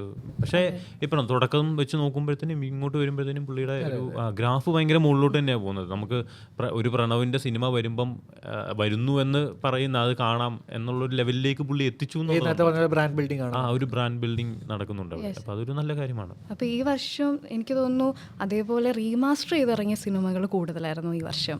ഇപ്പോൾ രാവണപ്രഭു ഏറ്റവും കൂടുതൽ ആൾക്കാർ എന്താ പറയുക, ഒരു എക്സ്പെക്റ്റേഷൻസും ഇല്ലാതെ ചെന്നിരുന്ന് കാണുന്നതാണ്, ജസ്റ്റ് എൻജോയ് ചെയ്യാനായിട്ട്. ഓൾറെഡി കണ്ട പടങ്ങളാണ്. Yes, enjoy. പക്ഷേ വേറൊരു ജനറേഷൻ അത് തിയേറ്ററിൽ കണ്ടിട്ടില്ലാത്ത സിനിമയും കൂടെയാണ്. എനിക്ക് രാവണപ്രഭു തിയേറ്ററിൽ കണ്ട ഒരു എക്സ്പീരിയൻസ് എനിക്ക് കിട്ടിയിട്ടില്ല. അപ്പം അതും ഒരെണ്ണം കൂടെ ഓഫർ ചെയ്യുന്ന ഇല്ല, സ്പടികം പോലത്തെ ഒരു പടം വരുമ്പോഴും അത് ശരിയാണ്. അതുപോലെ ചോട്ടാ മുംബൈ ആണെങ്കിലും, കാരണം തിയേറ്ററിൽ ഓളം എന്ന് പറഞ്ഞു കഴിഞ്ഞാൽ ഞാൻ ആദ്യം ഇങ്ങനെ റീമാസ്റ്റർ ചെയ്ത് ഇറങ്ങിയ സിനിമകളിൽ കൂടുതലും സ്വീകാര്യത കിട്ടുന്നതെന്ന് എനിക്ക് തോന്നിയിട്ടുണ്ട്. ചോട്ടാ മുംബൈക്ക് ഒരു സെക്കൻഡ് ലൈഫ് കിട്ടിയത് മീംസ് വഴിയാണ്. സോഷ്യൽ മീഡിയയിൽ മീംസ് ഷെയർ ചെയ്യുമ്പോൾ ചോട്ടാ മുംബൈയിലെ കാണുന്ന സമയത്ത് ചിലർക്ക് വിചാരിക്കും ഇതേതാ പടം. അങ്ങനെ പോയി കണ്ട ആൾക്കാരിലേക്ക് ഒരു ഫസ്റ്റ് എക്സ്പീരിയൻസ് കിട്ടിയിട്ടുണ്ടാവും. അതിന്റെ പിന്നെ ഒരു പാട്ടും ഭയങ്കര റീച്ച് കൂട്ടിയിട്ടുണ്ട്. തന്നെയാണ് അല്ല ഈ ഞാൻ ആക്ച്വലി 2025 ഒരു പടം പോലും റീമാസ്റ്റർ ചെയ്തത് കണ്ടിട്ടില്ല. 2024 ഞാൻ ആകെ റീമാസ്റ്റർ ചെയ്ത് കണ്ടിട്ടുള്ള 2 പടങ്ങളെന്ന് പറയുന്നത് മെയിൻലി ഒന്ന് സ്പടികവും പിന്നെ ഗില്ലിയുമാണ്. ഇതിന് 2 റീസണുകൾ. ഒറ്റ റീസണാണ് ഇത് രണ്ടിനും, അതായത് പാട്ട് കേൾക്കുക എന്നുള്ളത്. തിയേറ്ററിൽ ആ പാട്ട് കേൾക്കണം. 2025 ഞാൻ ഒന്നും തന്നെ കാണാൻ പോയിട്ടില്ല സത്യത്തിൽ. കാരണം ആ സമയത്ത് വേറെ ഏതെങ്കിലും നല്ലൊരു പടം കാണും. അപ്പോൾ ഞാൻ ആ പുതിയ പടം കാണാൻ വേണ്ടി ആയിരിക്കും. പിന്നെ ഈ പറഞ്ഞ പോലെ അഖിലേട്ടൻ പറഞ്ഞ പോലെ നമ്മൾ അഖിലേട്ടൻ്റെ വീട്ടിൽ പിന്നെ സോണോസിൻ്റെ സ്പീക്കർ ഒക്കെ വാങ്ങിച്ചു വെച്ചേക്കുന്നതുകൊണ്ട് നമ്മളിപ്പം ഒരു മിനി തിയേറ്റർ അഖിലേട്ടൻ്റെ വീടാണ്. അപ്പോൾ പിന്നെ ഞങ്ങൾ അങ്ങോട്ട് തന്നെ പോകും. അപ്പം കുറേ തവണ കണ്ടതുകൊണ്ട് എന്തോ എനിക്കങ്ങനെ ഭയങ്കരമായിട്ട് ചോട്ടാ മുമ്പേ എനിക്ക് കാണണമെന്നുണ്ടായിരുന്നു. ബട്ട് കണ്ടില്ല ഞാൻ. പടയപ്പ ഇപ്പം ഇറങ്ങി അപ്പോൾ അത് കാണണമെന്നുണ്ട്. പക്ഷെ ആദ്യം ഞാൻ കാണുന്നില്ല എന്നൊക്കെ പറഞ്ഞിരുന്നായിരുന്നു. പക്ഷെ ഇന്നലെ വൈകിട്ട് ഈ പാട്ട് കേട്ടപ്പോഴത്തേനും പിന്നെ എനിക്കൊന്ന് എന്നാ പിന്നെ ഈ പാട്ടൊന്ന് പോയി അവിടെ പോയി കേട്ടാലോ. രാഹുൽ രാജ് ആയിരുന്നു. അപ്പോൾ അങ്ങനെ അതാണ് റീമാസ്റ്റർ ചെയ്ത പടങ്ങൾ രസമാണ്, ഓളം സൃഷ്ടിക്കാൻ വേണ്ടി. പറയുകയാണെങ്കിൽ എനിക്കും അതാണ് ഓഡിയോ എക്സ്പീരിയൻസ് ആണ് എന്നെ സംബന്ധിച്ചുള്ള ഏറ്റവും വലിയൊരു ആസ്പെക്ട്. അപ്പോൾ അതുകൊണ്ട് വിഷ്വൽ സാധനം പഴയതായതുകൊണ്ട് തന്നെ അത് റീമാസ്റ്റർ ചെയ്താലും നമുക്ക് കാണാൻ പറ്റുന്നതിൻ്റെ ഒരു പരിമിതി ഉണ്ടെന്നുള്ള ലിമിറ്റേഷൻ ഉണ്ട്. അപ്പോൾ എന്നെ സംബന്ധിച്ചോളം ഒന്ന് പുള്ളിക്കാരി പറഞ്ഞ പോലെയാണ് ഈ എക്സ്പീരിയൻസ്. കാരണം അത് ശരിക്കും എനിക്കത് തോന്നുന്നു വെച്ചപ്പോൾ മേ ബി ഔട്ട്സൈഡ് കേരള ഞാൻ പോവുകയാണെങ്കിൽ ചിലപ്പോഴൊക്കെ എനിക്ക് തോന്നുന്നത് വെച്ച് കഴിഞ്ഞാൽ അങ്ങനത്തെ ഒരു ക്രൗഡിനെ ചിലപ്പോൾ നമുക്ക് നിർബന്ധമായിട്ട് കിട്ടണമെന്നില്ല. അല്ലെങ്കിൽ നമ്മൾ പോകുന്നപ്പോൾ PVRൽ പോയാൽ പോലും പലപ്പോഴും എനിക്ക് തോന്നുന്നുണ്ട് ആരും വീണ്ടില്ല. ഒരു ക്ലാസ് റൂമിനേക്കാളും പിൻ ഡ്രോപ്പ് സൈലൻസ് ആയിരിക്കും അവിടെ തോന്നുന്നത്. അപ്പോൾ ആ എക്സ്പീരിയൻസ് എനിക്ക് പലപ്പോഴും ലാക്കിങ്. അപ്പോൾ പക്ഷേ അതേസമയം വനിതാ വിനിതയിൽ പോയി കഴിഞ്ഞാൽ നമുക്ക് അവിടെയാണ് ആ പൾസ് എന്നുള്ള സാധനം കിട്ടുന്നത്. അപ്പോൾ അതുകൊണ്ട് തന്നെ സത്യം പറഞ്ഞാൽ കറക്റ്റായിട്ട് ആ പൾസ് കിട്ടുന്നതും ആ ആസ്പെക്റ്റും വെച്ചിട്ട് നോക്കുമ്പോൾ റീമാസ്റ്റേർഡ് ആയിട്ടുള്ള സാധനങ്ങൾക്ക് ഓരോരുത്തർക്ക് മേ ബി സബ്ജക്റ്റീവാണ്, ഓരോരുത്തർക്ക് അവരുടേതായിട്ടുള്ള ഒരു എലമെൻറ്റ് കാണാം. ബട്ട് ദെൻ വീണ്ടും നമ്മളെ മേ ബി കുറച്ച് നാൾ പറയില്ലേ 90s കിഡ്സിനെ സംബന്ധിച്ചോളം ഒരു അവർക്ക് റീലിവ് ചെയ്യാൻ പറ്റിയൊരു കാര്യമാണ്. കാരണം ഞാൻ ഈ പുതിയ ആൾക്കാരുടെ സംസാരം എനിക്ക് പലപ്പോഴും നമ്മൾ ഈ പടത്തിൽ കണ്ട പോലെ അതേതായിട്ടാ പടം എന്ന് പറയുന്ന ഗ്യാപ്പ് പലപ്പോഴും ഞാൻ കേൾക്കാറുണ്ട്. അതുകൊണ്ട് അവർക്കും ഒന്ന് കാണാനും നമുക്കും ഒന്നുകൂടെ ആസ്വദിക്കാനുള്ള ഒരു അവസരം ഒരുക്കി തരുന്നത്. പക്ഷേ അവിടെ നമ്മളൊരു ഡിസ്കഷൻ നടന്നിട്ടുണ്ടായിരുന്നു. അതായത് നമ്മൾ ചില പടങ്ങൾ എന്താ പറയുക TV-യിലാണ് കണ്ടത്. അപ്പോൾ ഒരു ആഡ് വരുന്ന സമയത്ത് നമ്മൾ ഒരു വാഷ്റൂം ഉപയോഗിക്കാൻ പോകുന്നു, കിച്ചണിൽ പോകുന്നു, തിരിച്ചു വരുന്നു, തിരിച്ചു Scenes miss ആവും. പകുതി അതെ, പക്ഷെ നമ്മുടെ തലയിൽ നമ്മൾ അപ്പോഴും ലൈക്ക് പടം ഫുൾ കണ്ടു എന്നുള്ളതായിരിക്കും. പിന്നെ OTT വന്ന ശേഷം OTTന്റെ കുഴപ്പമെന്ന് വെച്ച് കഴിഞ്ഞാൽ നമ്മൾ തപ്പിയെടുത്തിട്ട് ഒരു പടം കാണണം. അപ്പോൾ നമ്മൾ ചിലപ്പോൾ ഒരു പടം കണ്ടില്ല എന്ന് വരും. പക്ഷെ തിയേറ്ററിൽ ഇങ്ങനെ റിലീസ് ചെയ്യുന്ന സമയത്താണ് നമ്മൾ ഒന്ന് സ്ട്രെച്ച് ലൈക്ക് ഫസ്റ്റ് മുതൽ അവസാനം വരെ കാണുന്നത്.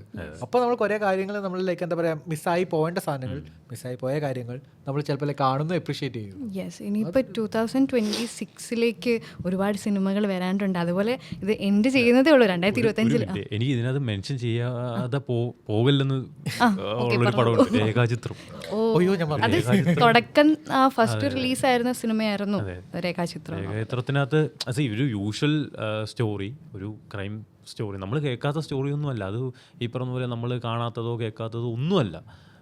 അതിനകത്ത് വമ്പൻ ട്വിസ്റ്റുകളോ ഒന്നും എനിക്കുണ്ടാകാൻ തോന്നിയില്ല. പക്ഷെ അത് അവതരിപ്പിച്ച രീതിയുണ്ട്, ആ ഫിലിം മേക്കർ അത് കൊണ്ടുവന്ന രീതി. ഇപ്പം ഓൾട്ടർനേറ്റീവ് ഹിസ്റ്ററി കൊണ്ടുവരുന്നു, AI യൂസേജ് വളരെ വൃത്തിക്ക്. പക്ഷേ സുമേഷ് ചോദിച്ചൊരു ചോദ്യം ഉണ്ടായിരുന്നു, എന്നാ താൻ പോയി കേസ് കൂടുവിൻ്റെ അകത്ത് ആ പാട്ട് വന്നതിന് ശേഷമാണ് ലൈക്ക് ഈ സിനിമയിലത്തെ എന്താ പറയുക ക്രക്സ് ആയിട്ടുള്ള ആ പാട്ടിന്റെ ഇത് വരുന്നത്. അപ്പൊ ആ പടം ഇറങ്ങിയതിന് ശേഷമാണ് ഈ പടത്തിന്റെ ചിന്ത വന്നത്. അപ്പൊ ഈ 1.5 വർഷം കൊണ്ടിലേക്ക് ഇവരെങ്ങനെ ആ സ്ക്രിപ്റ്റ് പെർഫെക്റ്റ് ആക്കി എന്നുള്ളൊരു ചോദ്യം സുമേഷ് വെച്ചിട്ടുണ്ട്. അത് എന്താ പറയുക, എഗെയിൻ ലൈക്ക് ആ ടെക്നിക്കൽ ബ്രില്യൻസ് ആണ്, അത് പറയാണ്ടിരിക്കാൻ പറ്റില്ല. ആ പടം എന്നെ സംബന്ധിച്ചോളം ഒരു ട്രിബ്യൂട്ടായിരുന്നു. കാരണം ഇപ്പോൾ എന്താണ് അതിനകത്ത് വളരെ സിമ്പിളായിട്ട് ചോദിക്കുക, ആ പാട്ട് ദേവദൂതർ പാടുന്നുള്ള പാട്ടിനകത്ത് സൈഡിൽ എവിടെയോ നിൽക്കുന്ന ഒരാൾ, അത് അയാളെ ചുറ്റിപ്പറ്റി ഒരു സിനിമ ഉണ്ടാക്കുകയാണ്. ആ രേഖ എന്നുള്ള വ്യക്തിയെ അങ്ങനെ ഒരു ഫിക്ഷണലായിട്ടുള്ള ആളെ ഉണ്ടാക്കിയിട്ട് ഇൻട്രസ്റ്റിംഗ്ലി ഞാൻ മറ്റൊരു കാര്യം കണ്ട എന്താ, ഈ പടത്തിൻ്റെ ഷൂട്ടിങ്ങിൽ ഒരു സപ്പോർട്ട് അല്ലെങ്കിൽ കോ ആക്ടറായിട്ടുള്ള ഒരു പുള്ളിക്കാരിനെ ഒമിറ്റ് ചെയ്യേണ്ടി വന്നു. അത് ഒമിറ്റ് ചെയ്തപ്പോൾ ആസിഫ് അലി എടുത്ത് പറയുകയുണ്ടായി, എൻ്റെ കൂടെ അടുത്ത പടം നിങ്ങൾ ചെയ്യും. കാരണം ആ രീതിയിൽ അവർ അപ്പോളജൈസ് ചെയ്യുന്ന എലിമെന്റ് വന്നപ്പോൾ അല്ല, ആ പടം പറയുന്ന കാര്യം അതാണല്ലോ, ആ കഥ അതാണല്ലോ. അതെ, പിന്നെ അത് പറയാൻ ഉപയോഗിച്ച മെത്തേഡ്സ് ആണ് ഞാൻ ഈ പറഞ്ഞ പോലെ. പക്ഷെ ഉദയനാണ് താരം പോലെ ലൈക്ക് സിനിമേന്റെ സ്നേഹം കാണിക്കുന്ന ഒരു പടവുമാണ് സിനിമയ്ക്കുള്ളിലെ സിനിമ പറയുന്ന കഥയായിരുന്നു. അതേപോലെ ഇതില് ഫിലിമിൽ വർഷങ്ങൾക്ക് ശേഷം അങ്ങനത്തെ കുറെ പടങ്ങൾ നമുക്ക് പറയാൻ പറ്റും. ഈ സിനിമ ഫിലിമിൽ ഷൂട്ട് ചെയ്യാനുള്ള ഒരു പ്ലാനും കൂടെ ഉണ്ടായിരുന്നു. പിന്നെ ഒരു എക്സ്പെൻസീവ് ആകും എന്നുള്ള ഒരു ആസ്പെക്റ്റിൽ അത് സിനിമാറ്റോഗ്രാഫർ അപ്പു പ്രഭാകർ അദ്ദേഹം പറഞ്ഞിട്ടുണ്ടായിരുന്നു. അങ്ങനെ ആ ഒരു ഫിലിമിൽ ഷൂട്ട് ചെയ്യാനായിട്ടുള്ള പ്ലാൻസ് ഉണ്ടായിരുന്നു, പക്ഷേ അത് നടന്നില്ല. നല്ല ബുദ്ധിമുട്ടുണ്ട്. കാരണം ഇപ്പൊ ഈ ഒഡീസിയസ് ഉണ്ടല്ലോ, ലൈക്ക് ഇപ്പം ക്രിസ്റ്റഫർ നോളൻ അതുവരെ IMAX 70mm ചെയ്യുന്നത്. 70mm എന്ന് വെച്ചാൽ ഓൾമോസ്റ്റ് ലൈക്ക് മുക്കാ ഭാഗം 1 മീറ്ററിന്റെ. അപ്പോൾ ആ അത്രയും വലിയ ക്യാമറ കൊണ്ട് ലൈക്ക് ഒരു ഫുൾ പടം 2.5-3 മണിക്കൂറിന്റെ പടം എടുക്കുന്നു. അത്രയും ബുദ്ധിമുട്ടില്ലെങ്കിലും ഫിലിം അപ്പോഴും ബുദ്ധിമുട്ടാണ്. കാരണം മീറ്റേഴ്സ് ഈവൻ കിലോമീറ്റേഴ്സ് ഓഫ് എന്താ പറയുക ഫിലിം ആയിരിക്കും എഡിറ്റ് ചെയ്യേണ്ടി വരുന്നുണ്ട്. പക്ഷേ കമ്പറ്റബിൾ അപ്രോച്ച് ആണല്ലോ ചെയ്യാന്ന് വെച്ച് കഴിഞ്ഞാൽ എനിക്കിഷ്ടമുള്ള കാര്യമാണ് ടെക്നിക്കലി. അല്ലേ, അങ്ങനെ 2025 കുറേ പടങ്ങളുണ്ട്. നമ്മൾ കുറച്ച് പടങ്ങൾ മാത്രമേ ഇവിടെ പറഞ്ഞിട്ടുള്ളൂ, നമുക്ക് അത്ര സമയമുള്ളൂ. 2026 പോകുമ്പോൾ ഇനി കത്തനാർ വരുന്നുണ്ട്, ജയസൂര്യയുടെ. അപ്പോൾ VFXന് കൂടുതൽ പ്രാധാന്യം ടോർപിഡോ അങ്ങനെ. പക്ഷേ 2025 ലാസ്റ്റിൽ വരുന്നുണ്ട് പിന്നെ ചത്താപ്പച്ച,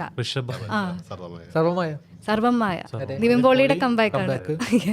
ഒരുപാട് പടങ്ങൾ വരുന്നുണ്ട്. പറഞ്ഞ പോലെ എനിക്ക് തോന്നുന്നത് 2026 ഇതേപോലെ തന്നെ നമ്മളെ ഒരുപാട് 2026 അവസാനം നമ്മൾ ഇതേപോലെ ഒന്നും കൂടി ഇരിക്കുവാണെങ്കിൽ ഇതേപോലെ തന്നെ ഒരുപാട് കാര്യങ്ങൾ പറയാനും ഒരുപാട് 2025 ഏറ്റവും കൂടുതൽ എനിക്ക് തോന്നിയിട്ടുള്ളൊരു കാര്യം ഈ പറഞ്ഞ പോലെ ഒരുപാട് എക്സ്പെരിമെൻറ്റ് ചെയ്തിട്ടുണ്ട് 2025. ഒരുപാട് പടങ്ങൾ ഭയങ്കര ഡിഫറെൻ്റ് ആയിട്ടുള്ള പടങ്ങൾ വരുന്നുണ്ട്. ഇപ്പം എക്കോ പോലുള്ളൊരു മൂവി വരുന്നു, അതേ സമയത്ത് തന്നെ പടക്കളം പോലുള്ളൊരു മൂവി വരുന്നുണ്ട്, അവിടെ തന്നെ ലോക പോലുള്ള വരുന്നുണ്ട്, തുടരും വരുന്നുണ്ട്, അവിഹിതം വരുന്നുണ്ട്. അപ്പം ഒരുപാട് സിനിമകൾ ഭയങ്കര ഇപ്പം ഫെമിനിച്ചി ഫാത്തിമ എന്ന് പറഞ്ഞിട്ടുള്ള സിനിമ ഇറങ്ങി. അപ്പോൾ അങ്ങനെ ഒരുപാട് സിനിമകൾ പല ഡിഫറെൻ്റ് ആയിട്ടുള്ള രീതിയിൽ പറയുന്നുണ്ട്. അപ്പം 2026 ഭയങ്കരമായിട്ട് ഞാൻ എക്സ്പെക്ട് ചെയ്യുന്നുണ്ട്. പക്ഷേ 2024 വെച്ച് നോക്കുന്ന സമയത്ത് 2024 yes like top 10, top 15, top 20 മലയാള പടങ്ങൾ എടുക്കുകയാണെങ്കിൽ പെർഫോം ചെയ്ത പടങ്ങൾ വളരെ കൂടുതലായിരുന്നു. ഇപ്പോൾ ലോക, ലൂസിഫർ 2 ഒഴികെ വെച്ച് നോക്കുകയാണെങ്കിൽ പടങ്ങൾ ചിലപ്പോൾ അത്ര പെർഫോം ചെയ്തിട്ടുണ്ടാവില്ല. പക്ഷേ ഞാൻ ഒരു കോമൺ തീം പറഞ്ഞതുപോലെ ലൈക്ക് പിന്നെയും പറയുകയാണ്, പക്ഷേ ആ ഒരു എന്താ തനി മലയാളി പടങ്ങൾ ഇറങ്ങിയിട്ടുണ്ടല്ലോ, സെയിം കഥയാണ് വേറെ രീതിയിൽ പറയുന്നത്, പക്ഷേ അത് അപ്രീഷിയേറ്റ് ചെയ്യാൻ പറ്റുന്ന രീതിയിലാണ് ലൈക്ക് പറഞ്ഞത്. അതിനൊരു ഉദാഹരണമാണ് വിക്ടോറിയ എന്ന് പറഞ്ഞ സിനിമ. ഞാൻ റീസെൻ്റ്ലി വാച്ച് ചെയ്ത്, അത് അവാർഡ് വിന്നിങ് ആയിരുന്നു, ഫിലിം ഫെസ്റ്റിവലിനൊക്കെ അവാർഡ് ലഭിച്ച സിനിമയായിരുന്നു. അതിൻ്റെ ഡയറക്ടർ ശിവരഞ്ജിനി, മീനാക്ഷി ജയനായിരുന്നു വിക്ടോറിയ ആയിട്ട് അഭിനയിച്ചിട്ടുണ്ടായിരുന്നത്. അതെന്ന് പറഞ്ഞു കഴിഞ്ഞാൽ ഞാൻ സിനിമ കണ്ടിറങ്ങിയപ്പോൾ അതൊരു സിനിമ കണ്ടിറങ്ങിയ ഫീലല്ലായിരുന്നു എനിക്ക്. അതായത് ഒരാളുടെ ഒരു ജീവിതത്തിലെ രാവിലെ തൊട്ട് വൈകുന്നേരം വരെ കണ്ട ഒരു എക്സ്പീരിയൻസ് ആയിരുന്നു അത്. കാരണം അതിൻ്റെ ക്യാമറ വർക്ക് എസ്പെഷ്യലി എടുത്തു പറയേണ്ടതാണ്. ഒരു ബിഹൈൻഡ് ഇതിൽ നിന്ന് ആള് പോകുന്ന പുറകെ തന്നെയാണ് ആ ക്യാമറയും പോയി ഫോക്കസായി. അതായത് നമ്മളൊരു ബ്യൂട്ടി പാർലറിലായിരുന്നു ഇത് നടന്നിട്ടുണ്ടായിരുന്നത്. അപ്പോൾ ഒരു പെൺകുട്ടിയുടെ ഒരു ജീവിതം ഒരു ബ്യൂട്ടി പാർലറിൽ ഒരു ദിവസം തൊട്ട് വൈകുന്നേരം വരെ എങ്ങനെയായിരിക്കും എന്നുള്ളൊരു കാര്യമാണ്. ആൾക്കൊരു ചെറിയ പ്രണയമുണ്ട്, അതിൻ്റെ കുറച്ച് പ്രശ്നങ്ങൾ വീട്ടിലുണ്ട്, അങ്ങനെയാണ് കഥ പോകുന്നത്. എനിക്ക് തോന്നുന്നത് ഒരു സിനിമാറ്റിക് ആയിട്ടുള്ള രീതിയിലൊന്നും കൊണ്ടിട്ടില്ല, വളരെ നാച്ചുറലായിട്ട് ആളുടെ പെർഫോമൻസിനെ കാണിക്കുന്നു എന്നുള്ള രീതിയിലായിരുന്നു വന്നിട്ടുണ്ടായിരുന്നത്. അല്ല, അപ്പം ഒരുപാട് സിനിമകൾ നമ്മൾ വിട്ടുപോയിട്ടുണ്ട് ഈ പറയുന്ന പോലെ. ഇനിയൊരു പോഡ്കാസ്റ്റ് ചെയ്യാം. പോഡ്കാസ്റ്റ് ഇനിയും വരാം. നിങ്ങൾക്ക് കമൻറ്റിൽ ഈ പറയുന്ന പോലെ നിങ്ങൾക്ക് ഇഷ്ടപ്പെട്ടുള്ള സിനിമകൾ പറയാം. 2026 ഈ പറയുന്ന പോലെ ഒരുപാട് സിനിമകൾ ഇനിയും വരും. നമ്മൾ ഇനിയും തിരിച്ചും ഇതുപോലെ തന്നെ തിരിച്ച് ഞങ്ങളും വരും. അപ്പോൾ ഓക്കെ അല്ലേ? ഇനി എന്തെങ്കിലും പറയാനുണ്ടോ? അല്ല, എനിക്ക് നമ്മൾ ഇത്രയും പറഞ്ഞ സ്ഥിതിക്ക് ശരിക്കും സിനിമ എന്താണ് ഒരു വ്യക്തിക്ക് കൊടുക്കുന്നത് എന്നുള്ളതിനൊരു ആൻസർ എസ്കേപ്പ് ഇവിടെ എന്താ അല്ല, ഒന്ന് എസ്കേപ്പാണ്. പിന്നെ ഈ പറഞ്ഞ പോലെ എന്നെ സംബന്ധിച്ച് ചില സമയങ്ങളിൽ ഞാൻ സിനിമയിൽ നിന്ന് ഒരുപാട് പഠിക്കാറുണ്ട്. അപ്പം എന്നെ സംബന്ധിച്ചൊരു ലേണിംഗ് ആണ്. മറ്റേ വിഷ്വൽ എൻസൈക്ലോപീഡിയ. Visual encyclopedia. പിന്നെ അതെങ്കിൽ ഈ നമ്മുടെ ക്യാരക്ടറിനെ മോൾഡ് ചെയ്യാൻ പറ്റുന്ന ചില ഞാൻ അങ്ങനെ എടുക്കാറുണ്ട്. അപ്പം അല്ല, ഞാൻ ദൃശ്യത്തിൽ മോഹൻലാൽ ഞാൻ അതല്ല ഉദ്ദേശിച്ചത്. ഇപ്പം ഞാൻ ഓഫീസർ ഓൺ ഡ്യൂട്ടി എന്ന് പറഞ്ഞൊരു സിനിമ കണ്ടിട്ടുള്ളതാണ്. അപ്പോൾ ഓഫീസർ ഓൺ ഡ്യൂട്ടിക്ക് അതൊന്ന് എനിക്കാകെ മനസ്സിലായ ഒരു കാര്യം, നമുക്ക് അതായത് നമ്മൾ ഈ ഓരോ പ്രശ്നങ്ങളിൽ ഇപ്പം അതിനകത്ത് ഡ്രഗ്സിൻ്റെ ഇഷ്യൂ ആണ് പറയുന്നത്. അപ്പം അങ്ങനെയുള്ള ഇഷ്യൂ വരുമ്പോഴത്തേനും നമ്മൾ പ്രതികരിക്കേണ്ട ഇതുണ്ടല്ലോ, നമ്മളെങ്ങനെ പ്രതികരിക്കാം, നമ്മൾ എവിടം വരെ പ്രതികരിക്കാം. അപ്പം നമ്മൾ ആവശ്യമില്ലാത്ത കാര്യങ്ങളിൽ പ്രതികരിച്ച് നമുക്കും വേറൊരാൾക്കും നമ്മുടെ കൂടെ ഉള്ളവർക്കും കൂടെ പ്രശ്നം വരുത്തുന്നതിനേക്കാളും നമ്മൾ കുറച്ചും കൂടെ സെൻസിബിളായിട്ട് പ്രതികരിക്കണം, കുറച്ചും കൂടെ ആലോചിച്ച് പ്രതികരിക്കാം. അപ്പം അങ്ങനെയുള്ള ലേണിംഗ് എനിക്ക് അതിൽ നിന്ന് കിട്ടുന്നുണ്ട്. So it's all about learning.